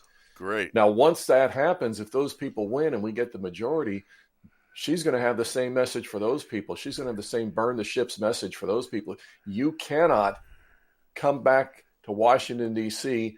and just get absorbed into the business as usual movement. Well, it ain't going to be perfect, but there's going to be a lot of pressure on these rhinos. And that's what's got to happen. Yeah, exactly. Per chapter 7 of my book, the biggest challenge we conservatives have faced is, thank you, sir. I love that. The biggest challenge we conservatives have faced is not the Democrats, it's getting our side to actually fight this battle to win. Yeah. And once we start doing that, then it's a whole different game when we deal with the Democrats, because we can win. Well, here's what they're planning, according to Lara Logan. Do you know who she is? Lara Logan? Yeah, who was also following me on Twitter. Is she really? She was, yeah. Why don't you tell her about me? I've been trying to talk to her too. She's great. Well, I've joined her. So much. I signed up. Did you sign up for her website? You got to do that. I believe I have. Yeah. All right. Well, that's about the amount of stuff. Every once in a while, she's liked something I said on Twitter. But she's a pretty. Everybody likes you, Dave. No, I wouldn't say that. No, I don't think so. I don't think so. They like, they like what I do in terms of, I get a lot of great customers in my McDonald's because I go out there and direct traffic with a big rubber finger and a hair hat and a highway vest. Yeah, I need one of those. And a highway vest. So, yeah.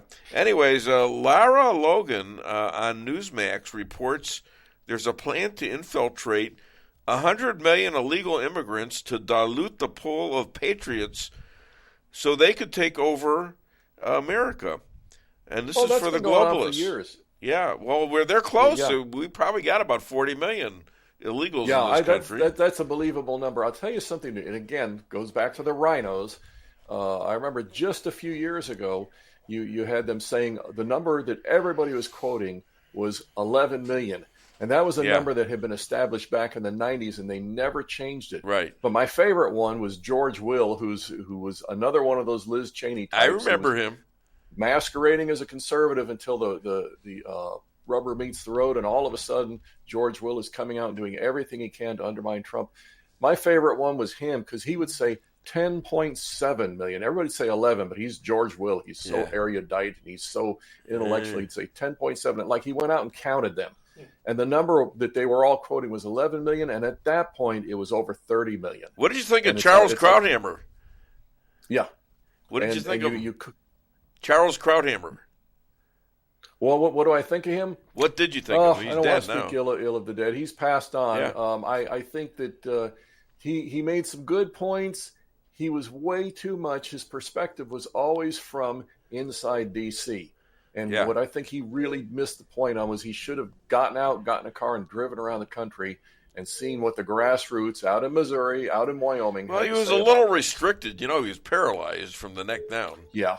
And, I got to meet this guy and talk to him a few times. And I didn't always agree with him, but we were always on Jewish World Review on Fridays. And on occasion, they would feature one of my columns versus one of his. Okay, I mean that was a huge victory for me, Oh yeah, because he was a smart guy. Nobody could take that away from him. But I didn't agree with everything. Yeah, he wasn't exactly. He didn't like Trump. I could tell. Right. There was a lot of that from D.C. And the thing that really, really burned me about that was that the notion was that because Trump didn't have his pedigree from Harvard and Yale, it wasn't that. It was, excuse me, I got a cough here. It was the fact that Trump was reflecting us out here in America. I'll tell you something else. On our trip, we actually ended up, we had to go to a funeral in Southern California. We ended up at one point in Riverside, California. Wow. You're a few miles from that whole L.A. sewer. Sure. But in Riverside, California, I'm seeing Trump hats on people. And my goodness. It's like right there, right next to the belly of the beast. Now it goes totally insane when you go from there to the coastline. But the point is that there's a lot of Americans who are looking at our country and we're going, this was the United States of America. We fought for this. We wanted this for our children. It's being taken away from us. We're not going to let this happen. That's great. Let's get a few more points here. I think Pamela Tanner is interested in your commentary. We have been fooled so many times by rhinos. I am definitely a skeptic. I don't know what you're a skeptic about exactly, but yeah, I'm a skeptic of them. I'm glad to see Roy Blunt leave Missouri State Senate. And, yeah, that's it, isn't it? Okay, good. All right, well, thank you, Pam. I appreciate that. President Z is now a dictator for life. Surprise you? Why are we not surprised? No, I'm not surprised. Obama's basically done the same thing at this point because anybody that tells you that Joe Biden is either A, legitimately elected as president, or B, actually functioning in that office, they're either beyond delusionally naive, or they're just they think you are. They think you're totally gullible, because it's obviously not happening. Biden doesn't know what day of the week it is. Biden doesn't know where he's at. Biden doesn't know who's going to be in what office. When he's in Pennsylvania, he's telling the senator's wife she's going to do a good job in the Senate. Yeah. He must be thinking about his own wife, who's really running the White House, by the way. That's I didn't know. Did somebody elect her? I don't know. There's another thing going on. Blinken has been in talks with Canada and Mexico about them becoming part of America. Oh yeah, Did you hear they're trying this? to form a North American Union. They've been right, like the European Union. Right. Yeah. Oh, that's going to help the reason America they hate a lot. national sovereignty. Yeah, I know. All right. Other than DaveWeinbaum.net, where can people find you and buy your book? And tell us what the name of the book is. Although we can see it, it's hard to read the. We got to get better lighting for this. Rules for defeating the radicals. Countering the Alinsky strategy in politics and culture. And tell them who got your book. Okay, Harriet Hageman got my book this week. Somebody else got your book. You can't talk about it? I got another copy that I sent to General Michael Flynn. Yeah. And he really liked it, and there'll be more to tell about that in just the next couple of weeks. Okay. And there's a link. My commentaries show up at DaveWeinbaum.net. Yeah. And GOP USA, America First Report, The Thinking Conservative, and Red Voice Media. Okay. And the link to buy Chris's book is in the comments. You just click, takes you right to the page. Great. And I'm telling you, one quick comment about that. That legislator who's actually leading the charge in Wyoming against the rhinos, he got it, he read it, and he said, once I read that, I realized how I could predict the actions of these leftists ahead of time. And they became just totally predictable, and it's easy to outmaneuver them. This is the book that America needs. And you know what? Some of them must be reading your book because this J.D. Vance guy. In fact, let's play clip 17. You got a minute? Sure. All right. Clip 17. Where that shooter had all these great replacement theory writings that J.D. Vance agrees with, some sicko got this information that he's peddling with, again, those extremists that he runs around with, Marjorie Taylor Greene, Ted Cruz, all these guys, they just want to stoke this racial violence. We're tired of it, J.D. This is disgusting. I'd like to get here's exactly what happens when the media and people like Tim Ryan accuse me of engaging the great replacement theory. I'll tell you exactly, I'll tell you exactly what happens, Tim. What happens is that my own children, my biracial children, get attacked by scumbags online and in person because you are so desperate for political power that you'll accuse me, the father of 3 beautiful biracial babies, of engaging in racism. We are sick of it. You can believe in a border without being a racist. You can believe in the country without being a racist. And this just shows how desperate this guy is for political power. There you go. J.D. Vance. Good for him, because the guy making the accusation right there, he's the racist, and he's the one who supported the administration of Obama, where all the racism was stoked. Right. And he supports the Democrats who stoked it throughout the Trump years and all the riots we saw in 2020. These are the people that use hate They use discord. They use societal dysfunction to advance their political agenda. And if we respond to it defensively, apologizing, and we're not trying to be such bad guys, we lose. But if we do like he did just now, and he came back and pointed the finger right back at him and said, you're the ones causing all of this. We're not apologizing for the evil that you're perpetrating. You know, straightened Donald Trump out. Do you know who really straightened him out a long time ago?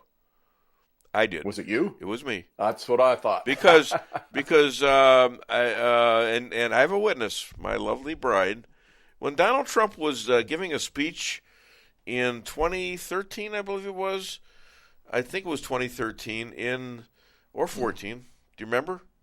Yes. I don't know. Was it 14 or 13? Yes. Anyways, thank you for that. I'm pretty sure it was 14.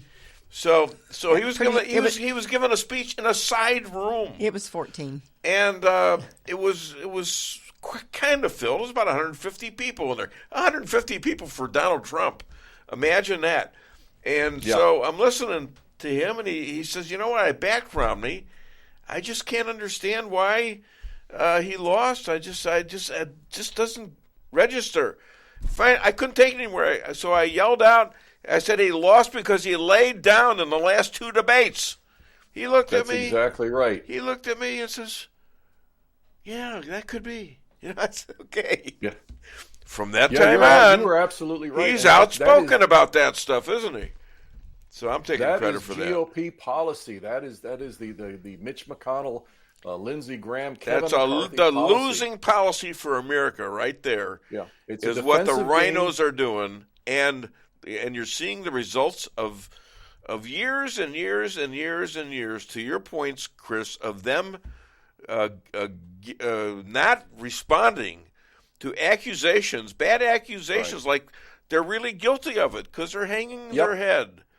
I can accuse you of the most ridiculous thing in the world, and if you apologize for it instead of refuting it, you've admitted guilt.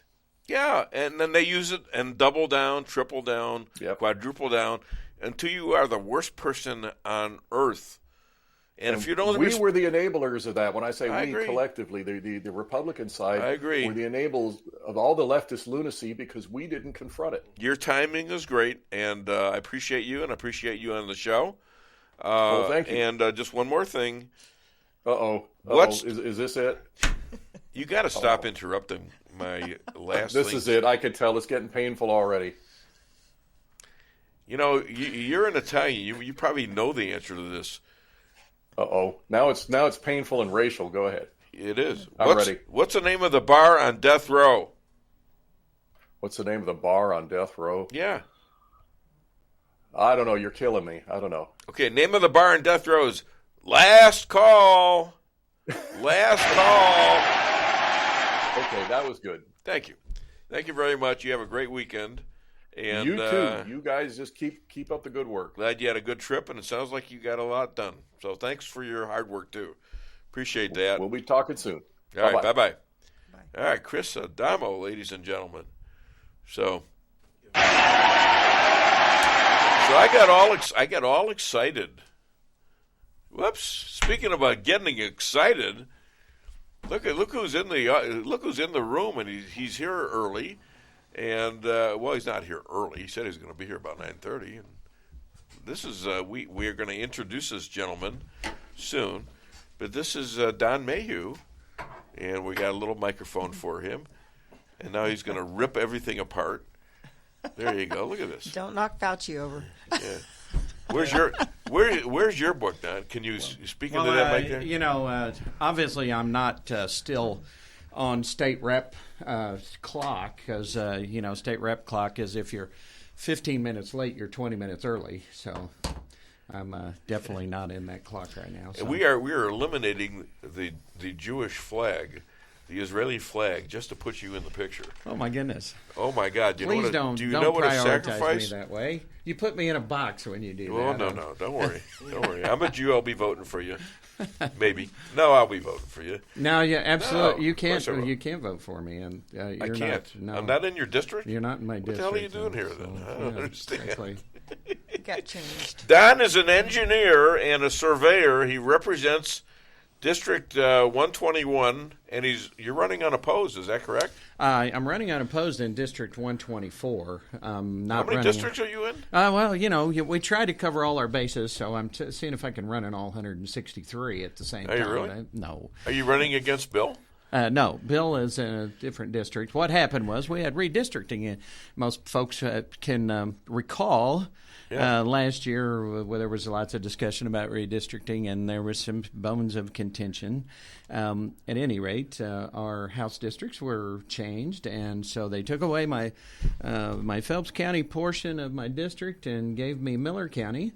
I'm okay either way, but I certainly will miss the folks in Phelps County that I've got to know, and some of my old relationships that I got to renew after being the state rep here for 4 years. So, okay, and I'm good either way. But so I noticed I asked you to come in at 10. Yes, which is fine, and you're here at 9:38. Yeah, you're probably in a little earlier because I was busy talking to a guy on Chris Adamo, whose book you ought to read. This is really good stuff. You want people who. What to do about these radicals that accuse you of being racist and this, that, and the other? This is how you respond to them. This is how, and I sort of have a liking of this guy because this is what I've done all my life. I don't take crap from anybody. Right. You want to call me a racist? Let's see where that goes. And it starts with us not using their words, right? Well, it starts with us attacking. Not saying, well, I'm sorry. It's saying, what are you talking about? You know, how do you figure that? So and well, you're white. Okay, well, that who's the racist here? I'm sorry. So they were using their language, allowing boys to go into the girls' bathroom just simply because we changed the definition of what a boy or a girl is. In fact, we don't even have those anymore. Best I can understand the way this is supposed to work. I'm not exactly sure how that works. Nature left us with two genders, if I remember my biology class. Well, that was kind of in the Bible, I think. I don't know. I know where it came from, really. Yeah. Where it came from was they had this. They had this organization that was raising money for gay marriage. Yes. And it got passed. Okay. Well, that was the end of the money right there. And they said, well, what else can we do? Bingo. We got to take care of the gay community that is and the genders and this, that, and the other. And that's where they're getting all this and all that money. It's all about fundraising. Right. Well, you tell me. You're the politician. Okay. Yeah.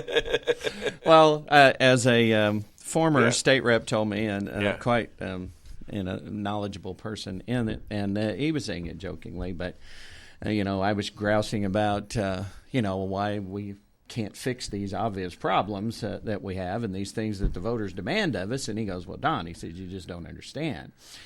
You can't fundraise on problems you've fixed." So that kind of tells you really, maybe what the goals. Well, of I think to a certain extent, of course, you can run on that, can't you? I mean, look at Donald Trump. What does he do when he goes out on his rallies, which are drawing hundreds of thousands of people? Biden still can't get 100 people in the same room. Okay, no matter how many people he hires in the White House, right? No. Well, apparently his wife has given orders to people in the White House. Well, somebody needs to, right? Well, yeah, apparently. I would guess she'd make a better president than he would. Yeah. Yeah, we see problems up and down the line there. His whole collection of advisors have never written a paycheck to anybody for sure, but never earned an honest one. Right. They've worked for the government their entire life, or academia, or something like that. And I think that if there's a shortage of knowledge, and the reason why his White House doesn't work is you can sum it up right there. At least with Trump, there's a guy who's had to sign both sides of a check, and he's had to hire people and fire people. In fact, if I remember correctly, he had a whole show based on that. Yes, he did. And so too often in government, we don't do that when it's necessary. and we'll usually just move somebody to a different job. Yeah, usually a promotion, right? Right, and well, you're scratching backs back and forth up there. Absolutely. And now you got a scratching backs in the FBI to the extent that it's made itself almost something that is going to disappear if they don't fix it. Well, yeah, and I've got to be careful what I say now because I don't want them to come over to my house digging in my underwear drawer. What is your address? Yeah, exactly. What's yours? Missouri. He's in Missouri Lago, right there. Yeah. That. Hey, I like that. Missouri Lago. That. My wife's really going to to like that. Yeah, you got a golf course and everything out there. She's probably not going to appreciate pretty close to the beach. Of course, it's Osage Beach, but well, no, it's the Gasconade River. Right? Gasconade River. Okay, we're fairly close. It only floods, once every other week. Yeah, we're that's the way we get more beachfront property is by just raising the river level occasionally. So okay, I'm gonna let's do a commercial and give your little buddy Bill a chance to get in here because I want to talk to both of you about what national issues and also the local issues. But I do, this is a national show. I like to cover issues, which I think a lot of the local issues do cover issues because it's starting to get affected by the national issues. Open borders, for example, we're starting to get immigrants coming through here, aren't we? Absolutely. Yeah. Well, all politics are local after all. So yeah. Well, true. So yeah, I mean there are some things that are individualized, but let's do the commercials right now. Go spend your money where my people have stores and businesses and services. And look at he's brought a script and everything. Absolutely. There you go. I have to have people put words in my mouth. And so, we'll be a good look at me. politician, I got right? notes. Of course, I'm old though. I'm 74 years old in a couple of days. So my wife is always. That's 74 years young. She keeps telling people she's married to a young stud. So I'm looking around. Where the hell is this guy? Well, we can identify as whatever we want. Yeah, right? That's right. So, yeah, that's right. Good point. I like being an old guy. I think it's an achievement just being this obnoxious with the ability to actually survive it all. Well, I like this. At some point, you don't have to apologize for what you say. That's right. Exactly. Exactly. But I want to be able to say it. Here's the thing. I want to be relevant. Okay. Wow, isn't there a First Amendment that allows that? Well, no, yeah, there is, but it's not being obeyed right now. We're being monitored. I can see the monitors going. What's he saying now? What's he saying? Anyways, let's go to commercial right now. We'll be right back with Don Mayhew and Bill Hardwick. Hit it. Warmer temperatures right around the corner and allergies ramping up, now's the time to get those AC units serviced. At Hartley's, we pride ourselves in offering outstanding service with fast response times. With proper maintenance, you can make those hot days be a lot cooler and remove those pesky allergens that always seem to find their way into your home. Call us today so you can be living a much cooler and healthier life. Hartley's, community born, community raised, community serving. Call Hartley's Climate Control today at 573-368-3163. Kent's Jewelry does custom engravings for almost anything. Awards, signs, guns, swords, mugs, yetis, and knives. Kent is the premier custom jeweler in mid-Missouri. We have a great staff, the technology, and equipment to create what you dream for, jewelry and engraving. Kent's Jewelry, 907 North Pine, downtown Rolla, 573-364-1030. That's 573-364-1030. Locally owned.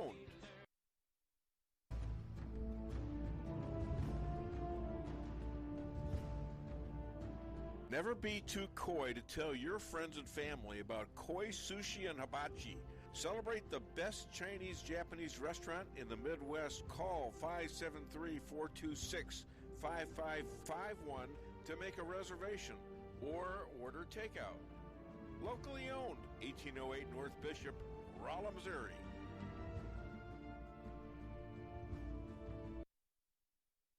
We can sum up McDonald's new crispy chicken sandwich in one word: crispy, but also juicy and tender.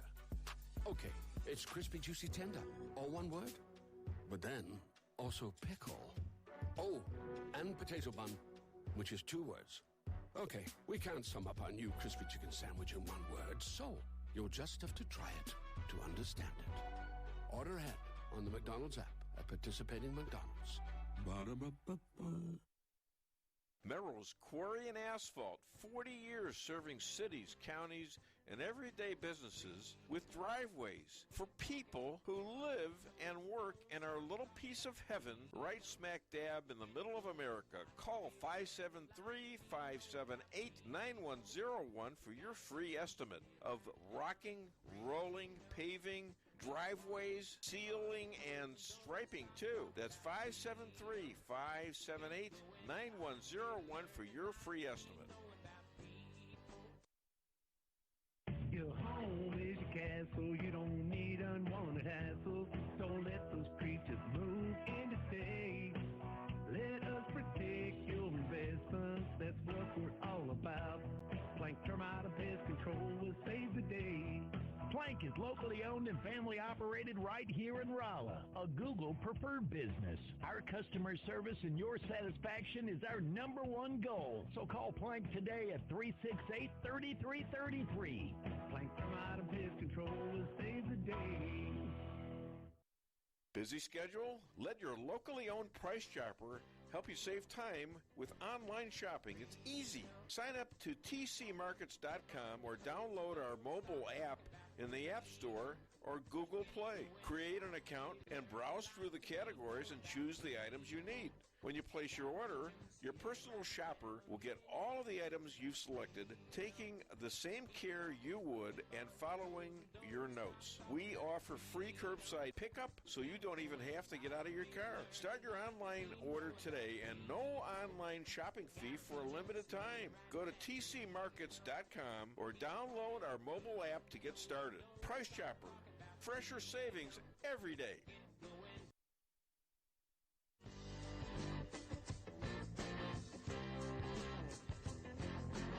A-Car Real Estate, where experience matters. 532 million sold since 2003, the #1 sales volume in Phelps County. As a client for decades, I can say they are the best in mid-Missouri. Call 573-368-7355. That's 573-368-7355 for the best real estate experience you'll ever have.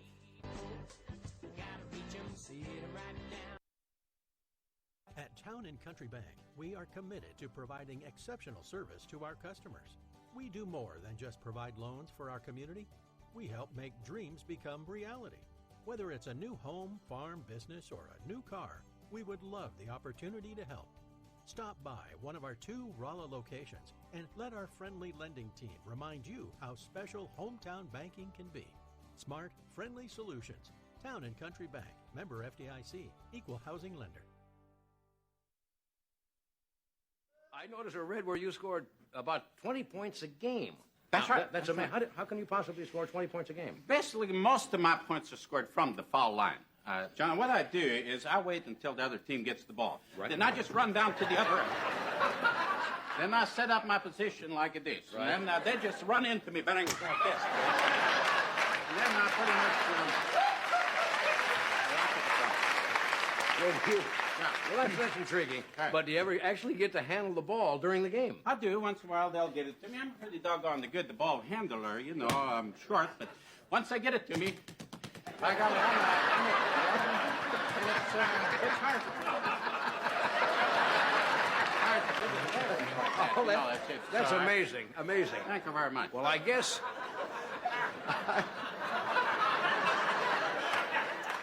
I would imagine. I guess at your height, you actually see a different game than the other players. Johnny, at my height, I not only see a different game, I smell a different game. Hey, we're back on the show. Am I not entertaining? Is this not entertaining? Isn't it fun? Absolutely entertaining. All right, it's fun. We should have fun. Of course, in the Capitol, we smell a different game a lot of the time. So. How do you mean? Are you all begging Please, I need that bill passed, or what? Is it like that, or what? You're kissing their shoes? Well, because let's face it, the building is full of a lot of the excrement from the south end of the male of the bovine species. So we typically have to wade through a lot of that whenever we're doing just about everything. So. Ding, ding, ding. He gets it. I got it now. Did that joke take too long to tell there? We say it a little quicker in Chicago. Yeah. Too many moving parts. That's right? where I'm. Yeah, I mean, we're not accustomed to discussing that way. Because the only thing we see about a bovine is the end product, the steak that you're cooking. Well, that's not the end product of a. Oh yeah, of a see, bovine. we don't know. Right, Exactly. Because obviously you weren't. That would be the byproduct, wouldn't it? Yeah. It wouldn't be the end product. Byproduct. Well, end product is typically associated with. The tail digestion and things like that. The end. But they have to lift the tail, certainly is a byproduct. But they have to make room for it because they got to lift the tail. Absolutely. Before you ever get that steak. So oh my God. So maybe the steak is the byproduct. I'm not. The steak is the byproduct. After all, you know what my hobby is, right? Is that your hobby? It's piling up that it's stuff piling we were up talking that about stuff. Earlier. Yeah. So okay, all right. So have you ever done stand-up comedy? Because I think you're pretty funny. And I'm usually standing up, but most people aren't laughing. So it's so I don't know if you. Maybe you need better material. Are you required to? Are they required to laugh in order for it to be comedy? I don't. I think so. I think if you want people to actually to pay something. Oh my God, a movie star has come in. My God, this is going to be a whole wild festival here of political BS. No, not that. It's going to be great now. All right. So Bill walked on my Kathy Griffin joke. Can I go ahead and tell my Kathy Griffin joke? Tell her Kathy Griffin. Comedy's not required for Kathy Griffin, and so. Oh, okay. Or laughing, I should say. Maybe. Laughing. Comedy has a different. Once again, another definition these days. So yeah. Well, so you see, you've been undercut here. He shows up like a half an hour early. And here he is. He's going to leave like in 15 minutes. I actually have to go too, so. You have to go too? Are you getting mad now or what? Are you getting angry? Are you going to get even or? I don't know. This is going to get wild here. I get it. I think these guys are friends, but I'm not so sure. I hope he wasn't listening to the show before he came in. So. Of course he was. Hey, ladies and gentlemen, just walked in. Bill Hardwick is a former platoon leader. He's a professor, a lawyer, philosopher, and he's the representative, I think, of District 122. He says he's the representative of 163 of these places.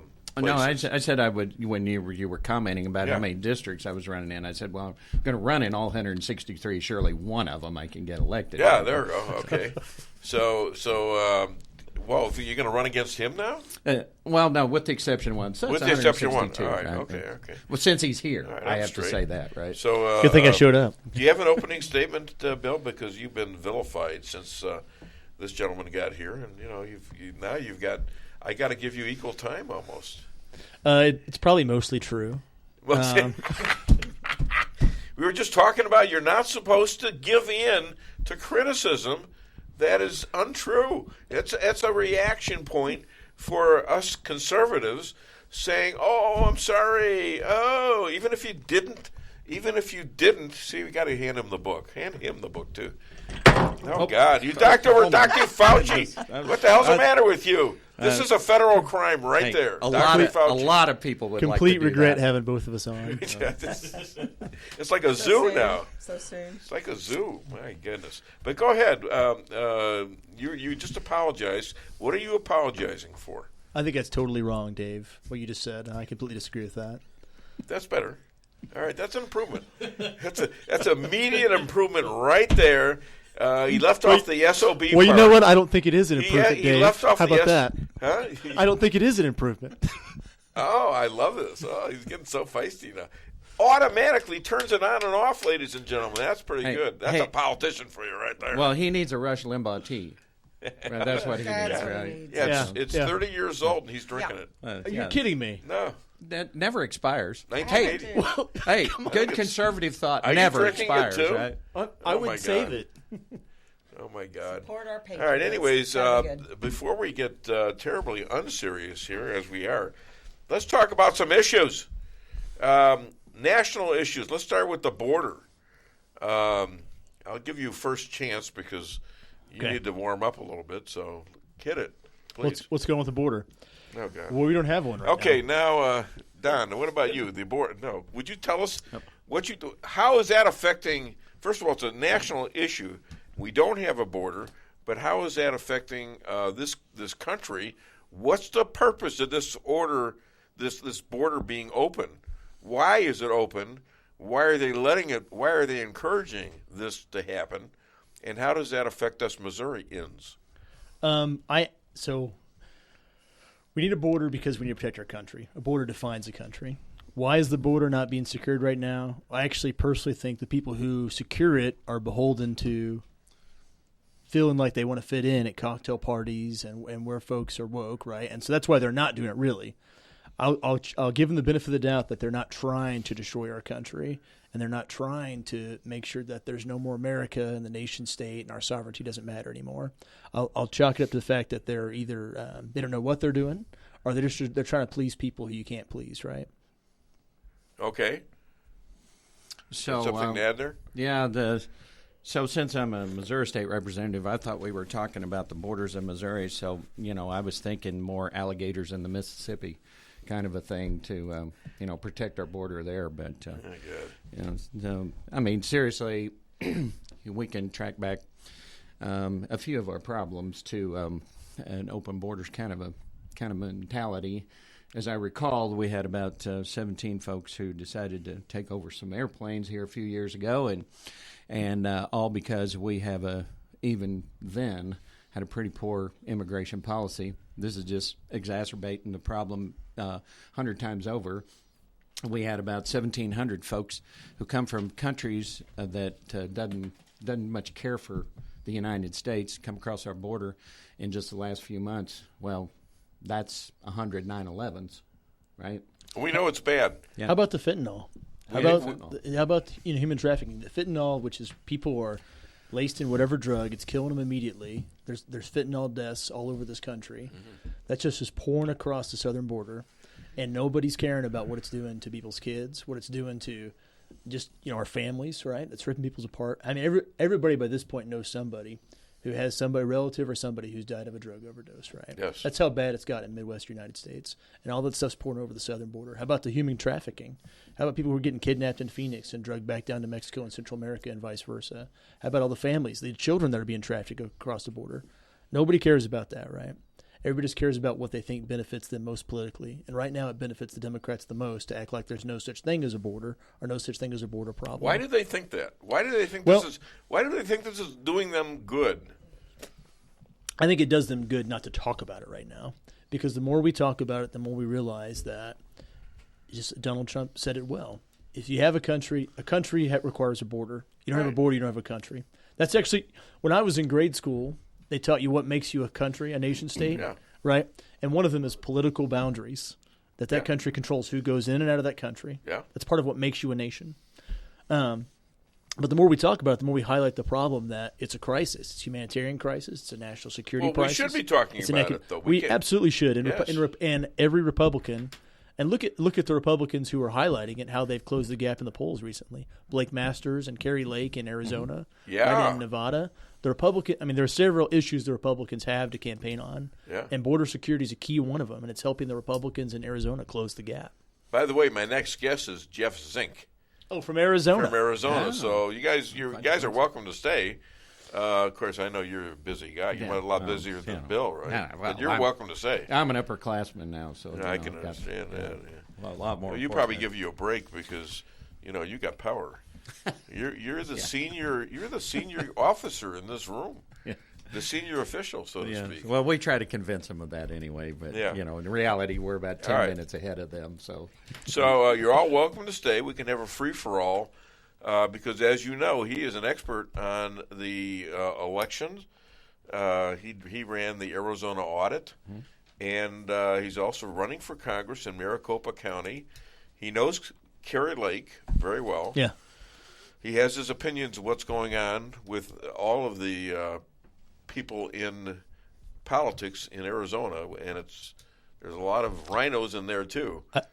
I want to touch him, so I want to see what he thinks about what's going on in Arizona. I'm really hopeful Kerry Lake pulls it out, right? You need to. She's in top of the news. Oh, she's right a rock now, star. and she is a rock star. I'll tell you what, she's bringing it. And she's not backing down on election integrity on 2020. She says Yeah. there's problems with that election, the border, right, the COVID stuff, the vaccine mandate. She's a denier. She's an election denier. She believes the election was stolen. Okay, let's be frank about it.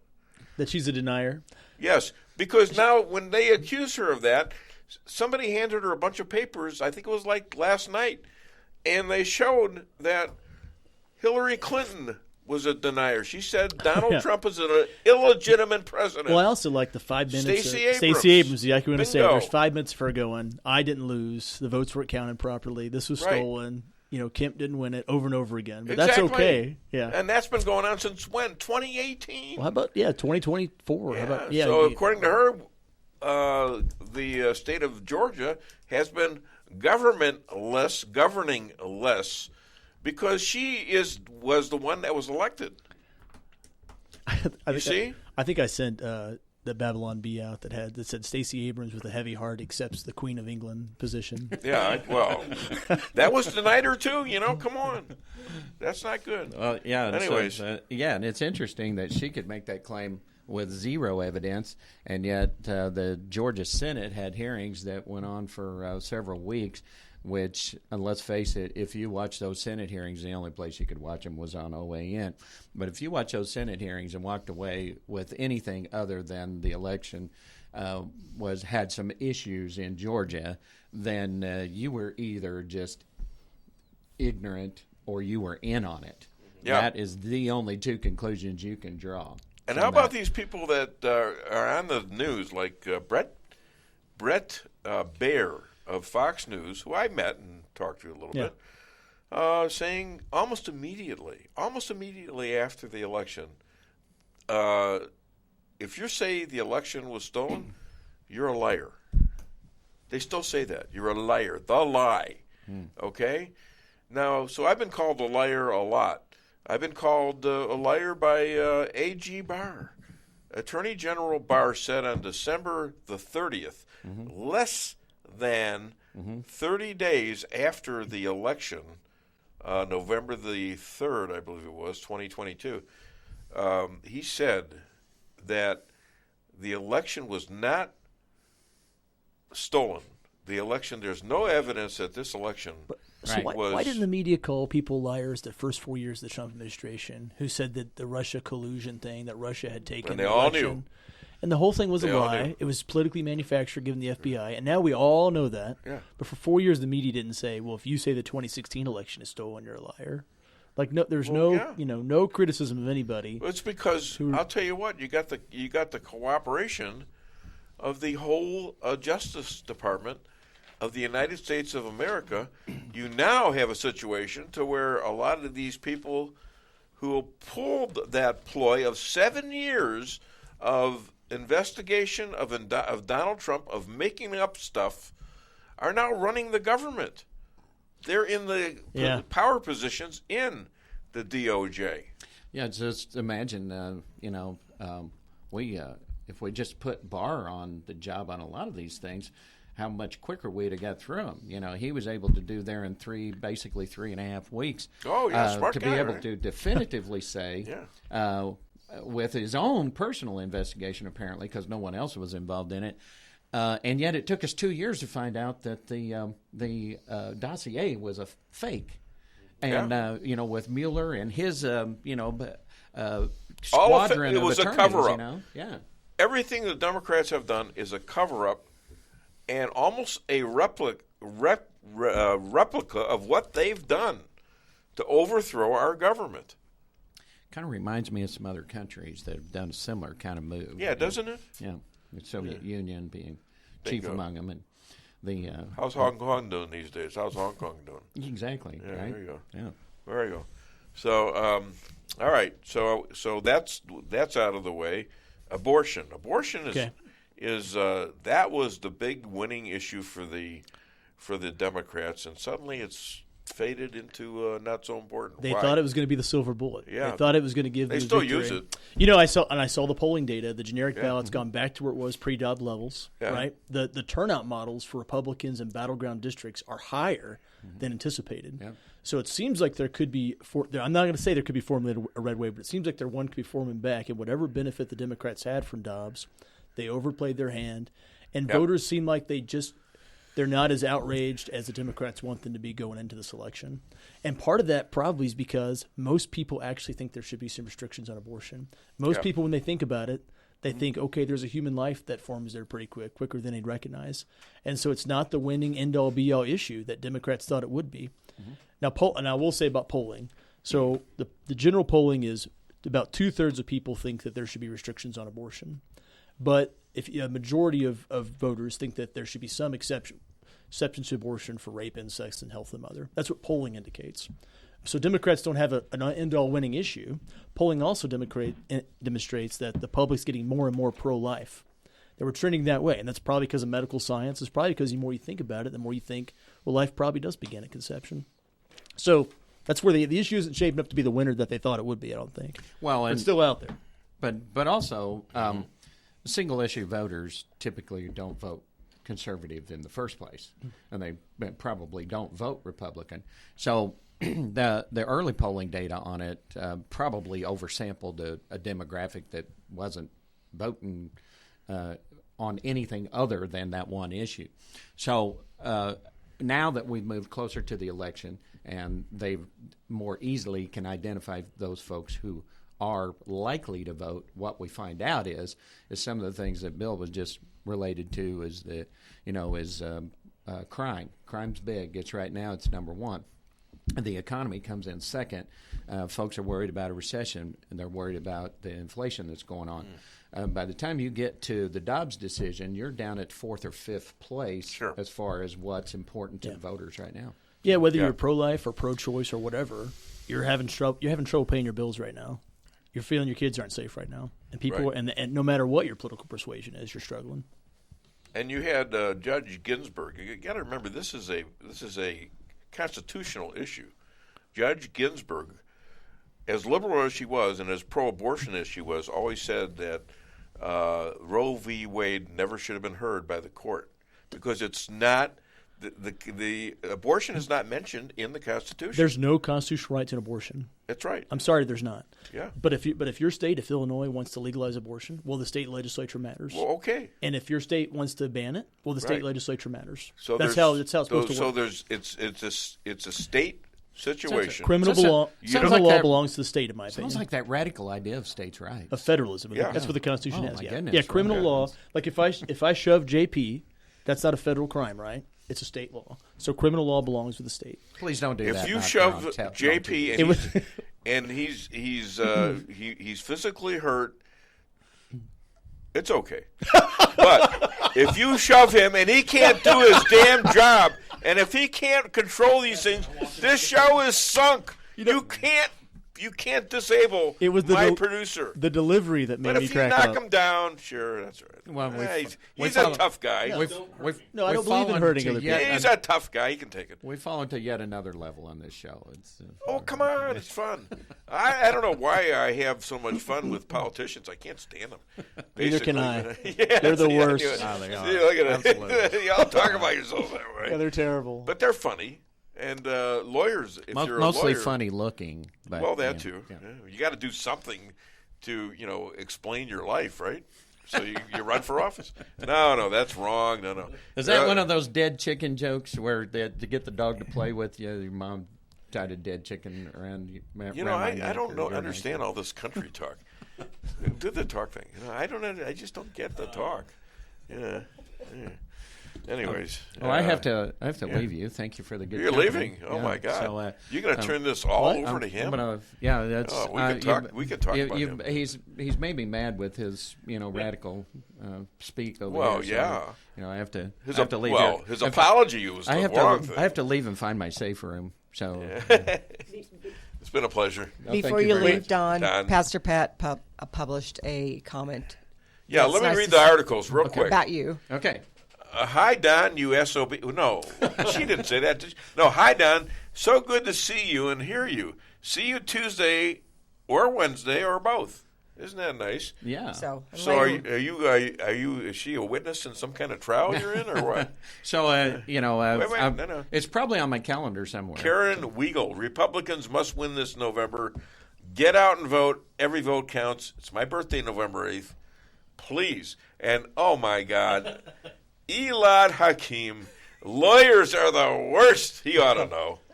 I'm not an attorney. But thank you, Karen. He's almost a regular on the show. He wants to be a regular guy on the show, like the rabbi. He gets mad. Oh, I'm not a regular. So, anyways, he's a great guy. Well, thanks for having me. Lawyers are the worst. All right, guys. Thank you so much. I'll turn it over to the junior. We did this already. The gentleman from Urban Pulaski. I thought we verified you were going to buy my lunch today after the show, Don. Yeah, that was actually our plan. Yeah, and now lunch is in a couple hours. No, I'll still be in town. I got to We'll go across be going to town McDonald's where we have McRibs today. Oh, McRibs! It's McRib season. Oh my God! I've been a Dave bomb supporter all my life. You suck up. No, I actually have been going to the McDonald's. Why do you think he's on the show? I remember so when they had the Michael Keaton Batman promotion at the McDonald's in St. Robert. Wow! And I was getting He's guaranteeing it being invited back. That's what he's doing. He's showing some politics here. I didn't say I was the smart one from Well, no, you're drinking 30-year-old tea, for God's sake. He's drinking the Rush Limbaugh tea. I cannot believe that. This is country. My wife is drinking it, too. Well, just don't throw it in the recycling bin when you're done with it, if you don't mind. Kool-Aid, so. Great. Thank you. All right, thank you. Yeah. I'll catch up with you after the show. Yeah, now we can talk about them. As soon as you leave, we can talk all about them. Do stuff. All right, let's do something funny real quick. Let's do Seinfeld bus. What do you think of that? Yeah, I think Jerry Seinfeld's hilarious. Yeah, all right. Let's do this. I jumped on the bus. I told the driver, I got a tow here, buddy. Step on it. Holy cow. Yeah. Then, all of a sudden, this guy pulls out a gun. Well, I knew any delay's going to cost her pinky toe. So I got out of the seat and I started walking towards him. He says, where do you think you're going, Cracker Jack? I says, well, I got a little prize for you, buddy. Knocked him out cold. How could you do that? Yeah, then everybody is screaming because the driver, he's passed out because of all the commotion. The bus is out of control. So I grab him by the collar, I take him out of the seat, I get behind the wheel, now I'm driving the bus. You're Batman. Yeah, I am Batman. Then the mugger, he comes to and he starts choking me.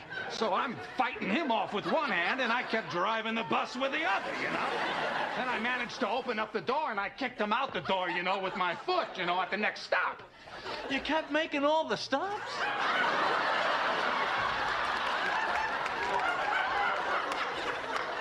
Well, people kept ringing the bell. Now, Jerry says you kept making all the stuff. Yeah, you didn't see that coming. I mean, that is so funny because you're looking at something that's going to happen, but that came out of nowhere. Yeah, no, that's funny. That's such a funny show. That's so funny, and the writing on his show with Larry David and all that. Yeah, Larry David and Jerry Seinfeld are so witty. Yeah. Now, I think Larry David is a big liberal, but I think Seinfeld's a little bit more conservative. He is, but did you see the one where he was tired of people walking up and talking to him, so he wore a MAGA hat? Yes. And then everybody left him alone, and he's like, this is fantastic. Yeah, nobody bothers me anymore, except for some schmuck that comes over and drives by him and starts yelling at him for wearing the MAGA hat. Yeah. And he's kind of hiding. Yeah, he plays such a great jerk, so to speak, on that show, which is Curb Your Enthusiasm. Yes. Yeah, it's very good. And she is a Seinfeld nut.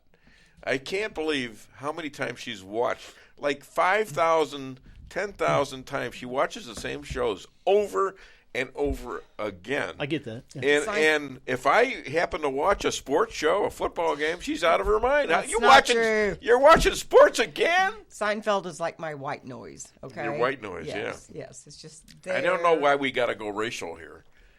I mean, that's just wrong. Come on, woman. What the hell? Anyways. We could Seinfeld a lot in the legislature. All right. Actually.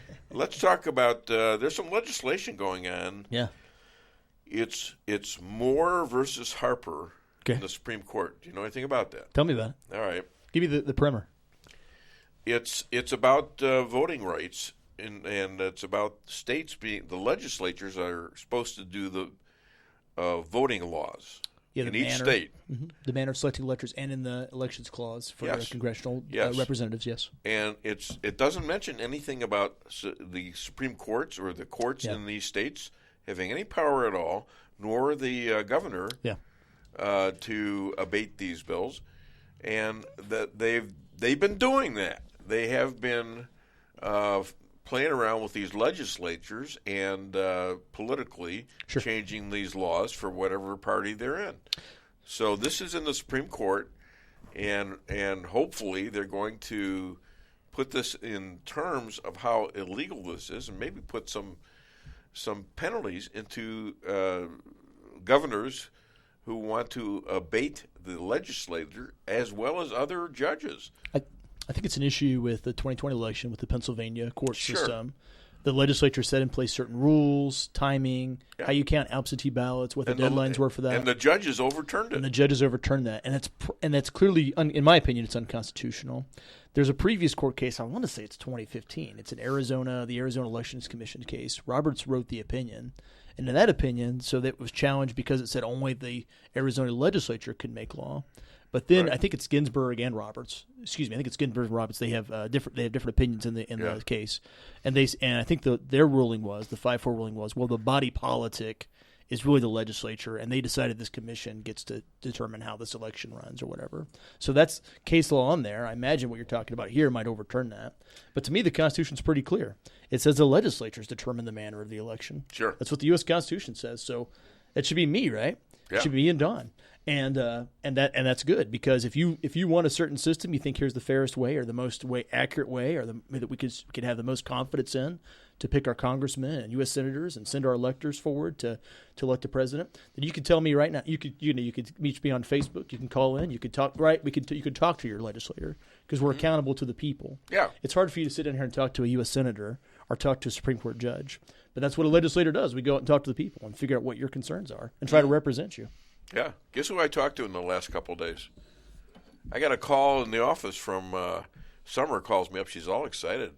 She says, Eric Schmidt just called for you. Yeah, great.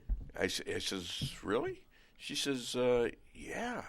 She says, is this really? I asked him, is this really Eric Schmidt? Yeah, I said, really, Eric Schmidt? You gonna have him on? He wanted to talk to me. So that's what I'm thinking. I'm thinking he wants to be on the show. And so I called him back, and it didn't get a response. I texted him yesterday morning, and I says, you know what, I got to fill the spot. So I was talking to Chris Adamo. I says, I got to fill the spot, and you got it if you don't want it. He says, I told him the story about Eric. And he says, well, if he wants to come on, he says, I think you ought to have him on rather than me. Yeah. That was nice of him. You can be a nice guy and be and not take any crap off of progressives, you know. Right. You can do that. But anyways, I'm talking to him on the phone, Chris, and all of a sudden I get a call, and it's from him, Eric Schmidt. So he starts talking to me. I hang up on Chris, say goodbye, I got to go. And start talking to him. He starts talking about, well, how's business? How you doing? You know, I says, I'll explain the problems with business these days and the inflation that's wild, and getting and maintaining crews and paying for them and things. Yeah. And he starts talking. He says, I'm running for Senate. I said, yeah, you've been a real good AG. And he says, well, thanks. And he says, would you like to contribute to my campaign? I says, so do you know that I have a show? He said, you have a show? So I told him I contribute something, and then I says, I got an open spot for the show. And then all of a sudden he says, I got to get to my people with this because I got stuff. Every 10 minutes I'm going on different places, and this is fine. We never called. Would be good to have him on. Oh, sure. I'd love to have the guy on. I'm going to back him. Yeah, I mean, I think he's going to be successful. I really liked his campaign. I mean, he really identified what people were upset with, what parents were upset with, what's going on in the public school system, what workers were upset with the Biden mandates. Sure. He picked the right enemies. Big Pharma, China. Those are enemies that I try to have too, right? And I'm glad that he did that. And he really captured, I think, what people are upset about. And I hope that when he gets elected to the U.S. Senate, that he remembers all those things that he fought for and promised while he's running, and advocates for them in Washington D.C. Yeah, well, that's always a concern is somebody getting elected and turning, political diva rhino all of a sudden, and all of a sudden they want to start signing bills along with the Democrats and that kind of crap. We can't allow that, and we got to make them accountable. Yeah, I think you just got to be true to what you said you were, and what you said you're going to do, and what you believe in. Mm-hmm. And just like you said, I could be friendly with anybody who agrees or disagrees with me. I could tell a joke to anybody, right?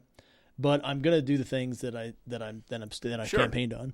Sure. I'm going to stand firm with what's my core principles. And it should be obvious to people that this is what you're going to do. It shouldn't be a hidden thing. It's not even a personal thing. Right. I don't got to be mean to you to do it. Yeah. But I just can't back up any further. Pamela Tanner, my niece's husband, who is a history professor in South Carolina, is so upset over not being able to teach true historical facts. I so hope he votes Republican this time. Yeah. Okay. Yes, do you want to talk about that? Yeah, sure. I think teachers should be teaching history. I think kids should know history and knowing what's happened, the history of America, the history of the world, the history of how we got our Constitution, the history of how we got it where we're today, the history of the 20th century, totalitarianism, the Holocaust, right? Communism. All that history should be taught to kids at age-appropriate age, Sure. And they should know about that. And they should have the teachers should be able to have an open discussion about that. When Republicans talk about CRT, I think there's a couple things that they mean there. One thing they mean is kids should not be indoctrinated that they're good or bad because of their race as little kids. Absolutely. They shouldn't be told that it's awful. That you're for your whole life you're intractably going to be a victim or oppressor because of the color of your skin. And we also want to make sure that parents are the ones who know what their kids are being taught, and they have final say about where their what their kids' education is. Because parents are the ones that got to raise kids. The answer to society's problems are parents raising their kids. So I think that's really what we want to get after. But it's not. I don't want to censor history. I want kids to be taught history. Yeah. I want kids to know exactly what happened. I want kids to know exactly how special this country is, and how the Constitution is, and what happened at the Revolutionary War, and what happened at the Civil War, and after that, and what happened to World War II, and what happened in the 60s and 70s and 80s. I want kids to be taught that. Now the CDC has just approved shots for 5-year-olds and above. Yeah. Is that See, correct? I was all cool till you trickered me, Dave. Okay, damn it. You got me going. I want to hear it. Let's go. No way. What? Well, and I've got something on this too. I've seen this I've seen it a lot now over recent days. PBS has created a commercial that is airing right now that has Elmo and his dad talking about, well, it was tough for me to give Elmo the shot, but we talked with the pediatrician and we decided it was the best thing, blah, blah, blah. Now they're using Sesame Street characters to get to the kids. And this particular vaccine is totally untested. Nobody knows what it'll do. So what it is, it's mRNA that programs your cells to produce a spike protein. There are a lot of countries that won't give that to kids. The Surgeon General of Florida said if you're under 39, you shouldn't be taking it, right? Bingo. Because the risk of myocarditis is greater. And he's done a study on it. But he's got so much flack on that. But that's not any different than the studies that came out of Sweden, Norway, Denmark, and Germany that found the exact same thing. Mm-hmm. Or the Israeli scientists that said, after so many boosters, we have unknown immune effects, right? Yeah. So all these other countries are saying, all right, look, we don't know what the long-term impacts are. We do see that there are some kids that are having heart problems. Yeah. We do see there are some young men that are having heart problems, right? So that the idea that we should say, okay, you should be forced to take this to go to school is ludicrous. I was glad to see that Governor Parson tweeted something to say, no way, we're not going to mandate it for kids in Missouri schools. I was glad to see Carrie Lake tweet it. I was glad to see Ron DeSantis tweet it, right? I was glad to see a lot of bills not allowing it. Absolutely not. So if the DHSS in Missouri wants to promulgate that rule, then they're going to have a fight with the legislature, and that's just all there is to it. This is another thing that this show has been right about from the get-go. My wife and I are not jabbed, okay? Yep. I'm not. And he's not jabbed. I don't think your wife is. Your wife is a health worker. She's right? a nurse. She's a nurse. 20-year veteran. Okay, and so we know that this stuff is dangerous because I follow the Vayers report, which I fired my doctor a couple weeks ago. It's immoral. Because of this. Even if it were great, it's immoral to force people to take it. It's immoral to force you and say, hey, you're gonna inject this in your body or I'm going to destroy your life. Well, and we actually had the school district try to call us and say, hey, we noticed that your kids haven't been vaccinated. We said, no, you're right, they're not. And they started trying to say, well, it's school policy, they have to be, and we said, that's fine. Okay, I have this cowboy is looking at me here, and he's sort of sneering at me. I don't know why. But this man is a kinesiologist. He's a former Division I football player and Division I basketball referee. He's a licensed pastor, and he's running for Congress in Maricopa County, and he is the expert on everything political, including the election of 2020 in Arizona. Please welcome Jeff Zink. Hi, Jeff. How are you, buddy? I'm doing good. How are you doing, Dave? I'm good, and I've got a guest here. I got Bill, and I got, Lisa, you know Lisa. Got Bill. And JP's over here. JP. Yeah. So, the whole game's here. All right, great. So, how's your race going, first off? It's really cool. I've had a couple of polls that show that I'm 10 to 12 points ahead of Ruben right now. Really? Awesome. Yes, I'm actually running ahead of him. And we had a poll where we called all hard Democrats. And in that poll, 57% of them said that they were going to vote for me. Wow. 40% for Ruben. And the rest were split between refusing to answer the survey and undecided. So, the thing is that the Latino people here that I'll be representing are angry. They're mad. They're tired of Ruben, who lives in a gated community, voted 100% of the time for open borders. He's a veteran that has voted 100% of the time to take our Second Amendment rights away from us. And then the other is that he is for killing children 28 days after they are born. Wow. It's insane. Now, I've got with me Bill Hardwick. You remember? Hey, Jeff, how are you doing? I know you guys have talked. How are you doing, Bill? It's a great day so far. Yeah. So anytime I want you guys to interact with each other if possible, and he is also an expert on the 1-6 committee. That would be Jeff Zink here, and he was there on that day and knows a lot about that. Any news on that? Yes, I'm going to blast a few people. We've got a prosecutor that is completely out of control with my son's case. We have a federal judge who is not following the rule of law. The great thing about being a U.S. congressman is that Congress has the right to remove a federal prosecutor and a federal judge if they do not follow the rule of law. We're a republic. And so one of the things that has transpired in my son's case, and I've kind of been, a little bit. Well, let me go back a little bit and tell the people that your son was arrested by the FBI, right? Absolutely. For no good reason. Exactly. Well, and the thing is that no evidence was presented. See, we finally got the prosecutor after 11 stay hearings. We had to go through 11 stay hearings before we actually got discovery. They finally turned over what they used against my son for that arrest warrant. Mm-hmm. There was nothing They had absolutely no evidence whatsoever. It was all hearsay. It was basically brought out of context on his Facebook page and everything. And then when they finally, on the 11th time, turned over evidence, none of it has anything to do with my son.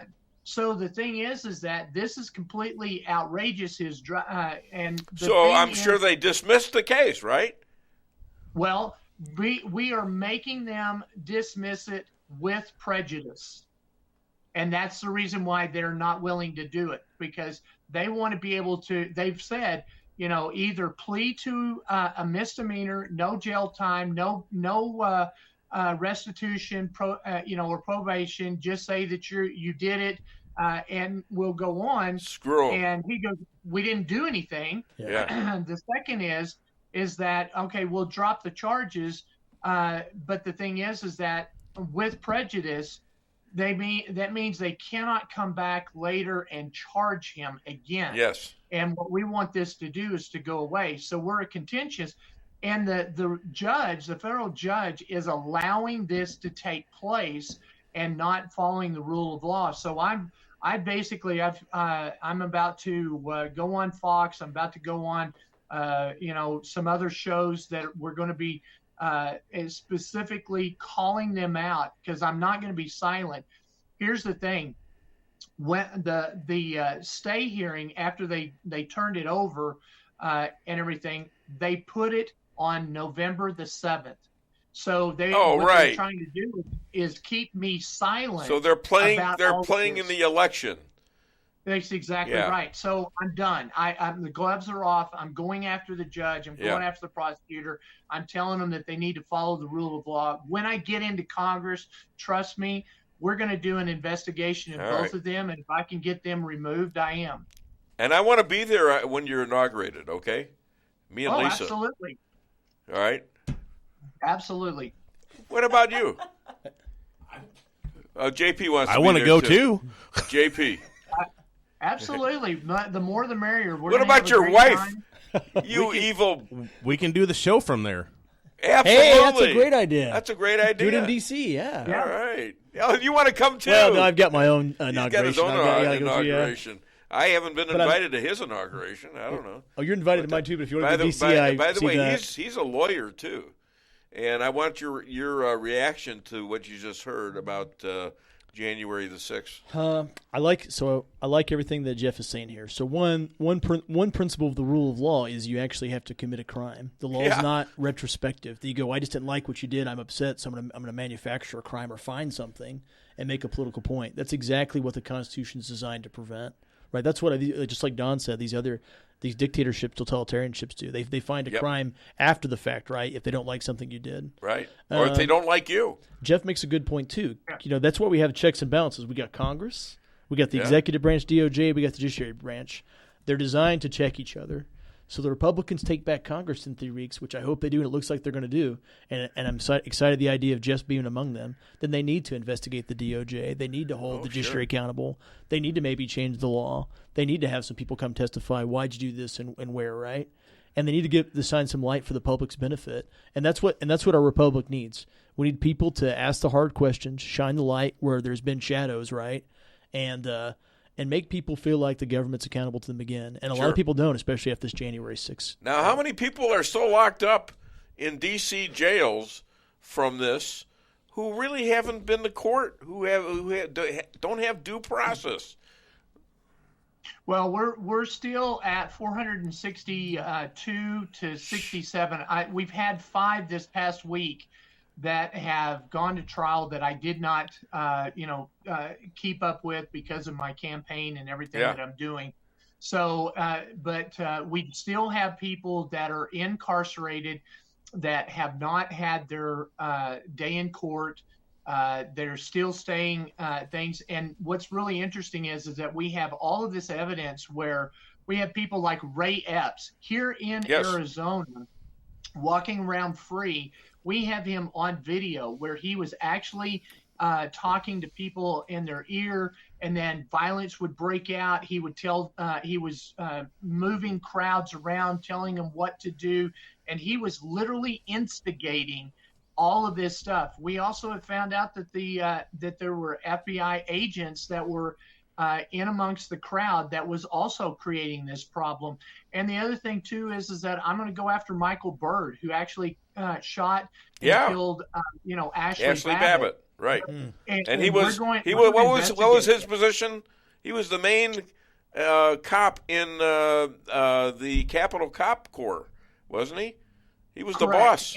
And the other thing too is a lot of people don't know, this guy had also had disciplinary things happen to him because he went to the bathroom. Why you would take your gun off in the bathroom and then forget it, and then somebody had found it and then had to bring it to him. Right. We found evidence like this of incompetence. He's the only police officer in that whole deal that discharged a firearm. And stuff. And so, and they say that, he was under stress and all this other stuff. Yeah. Well, I'm sorry. Every other police officer, Capitol police officer there was probably also stressed. In fact, I can vouch for that. I even tried to render aid to one who had injured his shoulder because of an altercation and tried to talk with him and stuff. And so, yeah, there was a lot of stress, but there was only one bullet fired that killed not a police officer, but killed one of the demonstrators, and nothing has happened. And I've talked with Ashley's mom several times, and it's just sad that we don't have anybody that's standing up and talking to them. But, I have been talking with Peter Tickton, with President Trump's personal attorney that was assigned to this part of it, Trennis Evans, who's also instrumental in doing this. And what we're trying to do is get a unified front for all of the people across the United States that are being charged. And a lot of these people, if you don't know, they've been incarcerated almost 2 years now. So that's loss of income. The families are struggling. They're losing their homes. The damage is becoming more and more. I heard that they're trying to go to Gitmo, to go to a place where at least they'll be treated better, like the terrorists. Well, the thing is that if they get them off of the United States soil, then they can torture them and do other things to them. However, my son and is willing to testify. He didn't know who the person was that was beside him. He was in isolation when he was in the gulag. Yeah. But he said that at 9:00, when they said the Pledge of Allegiance and sang the national anthem, that the guards would come in to the prisoners' rooms and start beating them to get them to shut up. And the thing is that they said, I got my son crying and saying, "Dad, they're trying to kill me. They're trying to kill people here. The guy next to me, they beat for 30 minutes, and I don't know if he's dead or alive or whatever." But that's the kind of thing that these people are being subjected to. You got a response to that, Jeff? You need to win. You need to go to Congress, and you need to fight this, right? Yeah, you need to get involved with Jim Jordan. Get on that committee and figure this out. Huh? Well, I would love to replace Liz Cheney. Can you think of somebody like a rhino that is being kicked off? I think you ought to go and take over for Liz. And I don't think you give them any representation like they gave Republicans. They wanted to put on a show without representation. They got it, and you know what? I don't do them. They set that precedent. You want to have that precedent. Well, the problem is that the precedent that was set there is unlawful. Again, it's a rule of law. We've got to stay within the rule of law. Then why is it going on? If they're breaking the law, why is it still going on?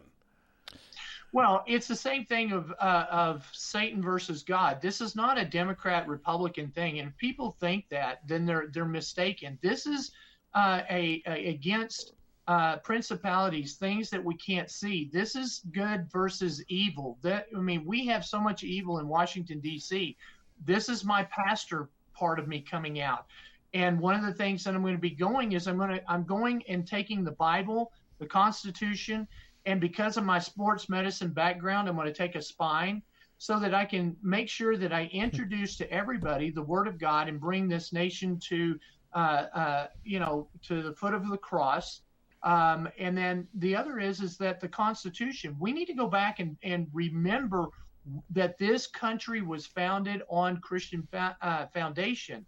And then the third is as a spine, which I'll introduce to the Republican Party, that they're supposed to stand up and do the right thing for the right reasons while nobody's looking. It's called integrity.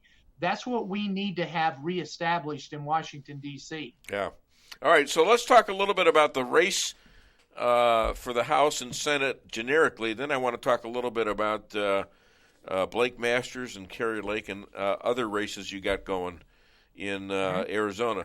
So what do you see in the races now? Dick Morris, who I've had on the show a lot lately, has come out and said the real October surprise is all these Republicans are now leading in these races where they were way behind according to polls. That's the real surprise. And apparently you're leading too. Thank God. Yeah. Okay, I mean that sincerely. And you too. Of course, you're not running against anybody, which means they're all scared of you for some reason. I don't know why. But it's true. So what's your reflection on what's going on countrywide in terms of the races and the good news that's coming out? How do we keep this momentum, and how do we win? Well, we just stay on task. We do the things that I've been doing. I knock on doors every day. I talk to my constituents every day, hand them the literature that has what the difference are between Reuben, which I stated at the very beginning of this program. The thing is that if we show that we're willing to do change, however, the Republicans in the past have never done that. But the thing is that you've got people like myself, Kerry Lake, Blake Masters, who have never run before, that have never been a part of politics, and all of a sudden we're thrust onto the national stage and we're talking to people, and it resonates. We have an example of Donald Trump, who was not in politics, who was a businessman, and he comes in and all of a sudden he rights the ship and he starts uncovering how bad the swamp is. Well, now what happens is that we go in and you've got people like me that's going to come in, and I'm going to be tearing up the Republican Party as much as I'm going to be tearing up the Democrat Party, because, like here, it's real interesting. The RNC and the GOP have not endorsed me, not have supported me, not have given me any time, money, resources, or effort. I've done all of this on my own. And, they haven't done any fundraising or anything else. I've done all my fundraising by myself. And I've even had the chairman of the GOP tell me, you're in a plus 55 Democratic stronghold. You can't win. So we're not going to put any, time, money, resources, or effort into you. Good luck with your race. Well, now all of a sudden I'm polling and I'm talking to these people. And what's really concerning to them is when I showed up at the PBS debate between Reuben and I, Reuben didn't show up. And, one of the things that was interesting, the question that was asked is that you are a climate change denier. Yeah. Okay.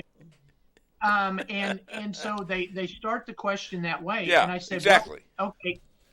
In 1692, when at Plymouth Rock, if you go back to there, go back and take a look at the level, the sea level. It's exactly the same. Yeah. Now, that's several hundred years of saying that if it's climate change and the things are rising, then why is it that every major politician like Obama is living on the coast right by the ocean? Martha's Vineyard and Hawaii.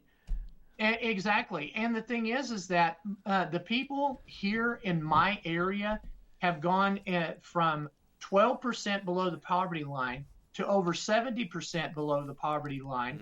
And the Democrats have been in office for 22 years. A Republican cannot be denied because a congressman, a state senator, and 2 House of Representatives from Maricopa County have all been Democrats for 22 years. So you can't even blame us. And so now what's happening is that these Latinos are sitting here going, I need to pay electric bill, a gas bill, and a food bill. And you're talking climate change, and you want me to double or triple my electric bill because of the Green New Deal. So now I have to make a choice. Do I put gas in my car and go to work, or do I feed my children? Or do I feed my children and I walk to work or use public transportation? And so these are the choices that the people that I'm going to be representing, these families, and they're telling me absolutely make sure that none of this Green New Deal and what the Democrats are pushing, make sure that you don't allow for any of this, because we won't be able to survive if you don't shut this down. All right. Any response to that? I think that's good. I think the Republicans' message, a strong America, a secure America, a strong economy, individual freedom, that resonates with a lot of people, and that should attract a lot of people to the Republican Party as we close. So, good. I mean, I'm pulling for you, Jeff. I'll be watching carefully your election. I'd be excited to see you in Congress. Blake Masters and Kari Lake. Now, one time, I think Kari Lake has become a complete all-star, and Blake Masters, from where he was before, has also achieved a really good rep, especially with his taking on Mark Kelly. Yeah. So, my goodness, I mean, he just tore him up in the debates. And Kari Lake, Hobbs will not debate her. I mean, she's scared to death of her. So, yes. So it's looking pretty good for them too. Wouldn't you be afraid to debate Kari Lake? If I was a Democrat. Well, if I was a Democrat, yeah. I mean, right. I mean, she's turned out to be a surprise, hasn't she? Well, one of the things that Kari brings to the table, which is really interesting, most people don't know her story like I do. She actually started challenging Fox when the results with 1%. You need to understand, at 7 o'clock our Arizona time, the polls closed. At 7:38, they declared Arizona for Biden.